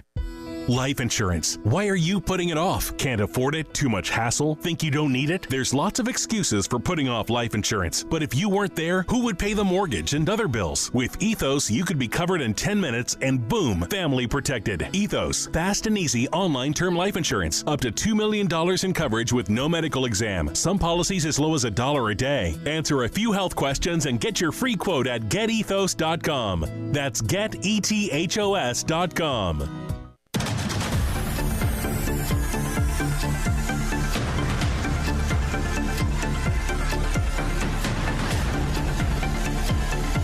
The Halftime Show, sponsored by the Men's Clinic of South Carolina. It's time for Text of the Hour on the Firehouse Subs text line on the Halftime Show. On your home of the Gamecocks in Columbia, 107.5 The Game. Also heard on 100.3 The Game in Myrtle Beach. And 100.5 The Game in Florence. And the 107.5 The Game app.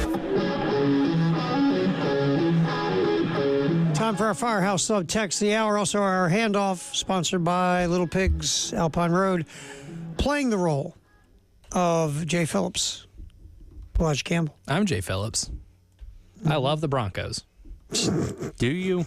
No. Yeah. Do you? Especially after what the Broncos now are going to require you to do the next home tailgate on Friday. See, I don't hold ill will towards the Broncos for that because Bo Nix tried his best to keep me from doing so, and I appreciate his efforts.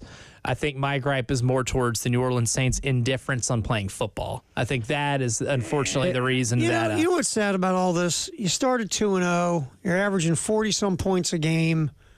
Look at you now. Well, that's the crazy part, because at least if they'd played bad in those first 2 weeks, you'd be like, it's just kind of how the season's in. But the fact that they made you believe for 2 weeks they might be one of the better teams in the league, and then they just fell off a cliff all of a sudden. Cruel and unusual punishment. Exactly. Yeah, it's cruel. Yeah. That's the only way I can think of to describe it. But on the bright side, tickets for Panthers Saints on Sunday are less than $20 a pop. Oh, I'm going. I think they might pay you to come. Exactly. Yeah, they might send a check in the mail for me because I was brave enough to show up. Hey, Elijah, let's Venmo you. Oh, Ryan Brewer brought a Halloween mask, and that thing is terrifying. That is. Look at that thing. Look at the teeth on that clown. Oh, and it moves too. Even better. Oh my God. You guys have a clown phobia? He should eat Jay's head with that. How cool would that be? When I was a kid, my grandparents and I'd stay with them in the summers a lot, and in their playroom they had a lot of like clown dolls that would sit over like on the top of the couch as just like decoration. It's like the most 70s looking room you've ever seen. Yeah. And sometimes I would sleep in there, And like, you wake up in the middle of the night and you see like one of those clowns, or like it was clowns and Raggedy Ann dolls, both equally creepy to wake up in the middle of the night and see. They just had an abundance of those. So the clowns creeped you out when you were younger? Yeah, they never bothered me. Like, well, this is the setup to every horror movie I've ever seen. I was going to say all those stupid 70s and 80s horror movies with clowns. It's very unsettling. Yeah, it's just very unsettling. Maybe not like a sheer terror, but like it's just they were really unsettling. You know what would be terrifying? Ryan Brewer in one of those movies as a clown. That, like in the mask he's wearing right now? Yeah, actually, the intense as Brewer can get. See, and that mask too, it's almost, it's borders going from like really scary to like Killer Clowns from Outer Space, right? Which, if you haven't seen it, like those aren't scary looking clowns.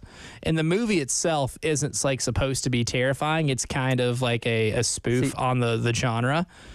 It's kind of what that looks like. It reminds me the more I look at it. See, I find clown masks more unsettling than like somebody who actually painted like a clown. Like, do you remember the clown thing from a couple of years ago, like 2016, where they were just popping up everywhere? And like you'd see one like outside of a window and then they just like wouldn't move. They would just stare at you. That's the unsettling part, is like there's no, it's like they're not there, but they're there. You know what I mean? Like that's scarier than somebody actually in clown makeup to me.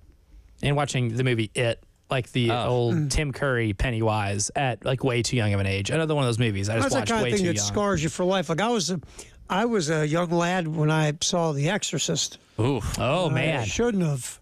Yeah, that one has aged well in its freakiness. Like that one's still very eerie, very spooky. I recently watched the Amityville Horror for the first time. Oh, nice. I got a question. Do you want to be awake at 3:15? I do not. No. Old one or new things one? happen at 3:15. Like the OG. The OG. Okay, yeah. OG. Yeah, I'll tell you what. Honestly, we read that book in middle school. We had a teacher read us that book. My regular teacher was sick, right? So they had a substitute came in. You know what the substitute decided to do? Read us Amityville Horror. Oh, that's great. But like, that's great. So A+ substitute teaching. It's based on a true story, and like I'm the person, like I Google things after watching the movie to see like, okay, how true was this? Every but time. It's only based on the accounts of those two, the man and the woman that lived in the house, because nobody else has ever seen anything. I'm like, I think they were just crazy. You know what I mean? Been. Like I don't know if it's actually haunted. I think they were just nuts. Was the house scary, or was just the people in there scary enough and terrifying their children? Ready? I think that wasn't the name of the guy that allegedly did all that. Ronald DeFeo or Ronnie DeFeo or something was supposed to be. He killed his whole family or something. Something like that. Crazy movie. Yeah, I'll be honest with you. That book scared the crap out of me. All right, real quick. Firehouse Sub Text the Hour. Hit it. A lot of people asking about a blackout on Saturday. Nothing official, but I imagine that'd look pretty cool if they did it. And you got a really cool Twitter X poll going for tomorrow, and we're 6A to 6P at CLA. We're going to get to what out of 3 players, who is missing the most? Yeah. From last year's team. And right now, Talon Cooper, the runaway winner at 57%. And I will say this, in terms of guys that, like, Talon Cooper would be the hardest to replace because of how good he was at point guard, but I think you have a really good replacement. Let's talk about Winland Foods. You got a year of manufacturing experience? GED, high school diploma? We might have a job for you. Winland Foods.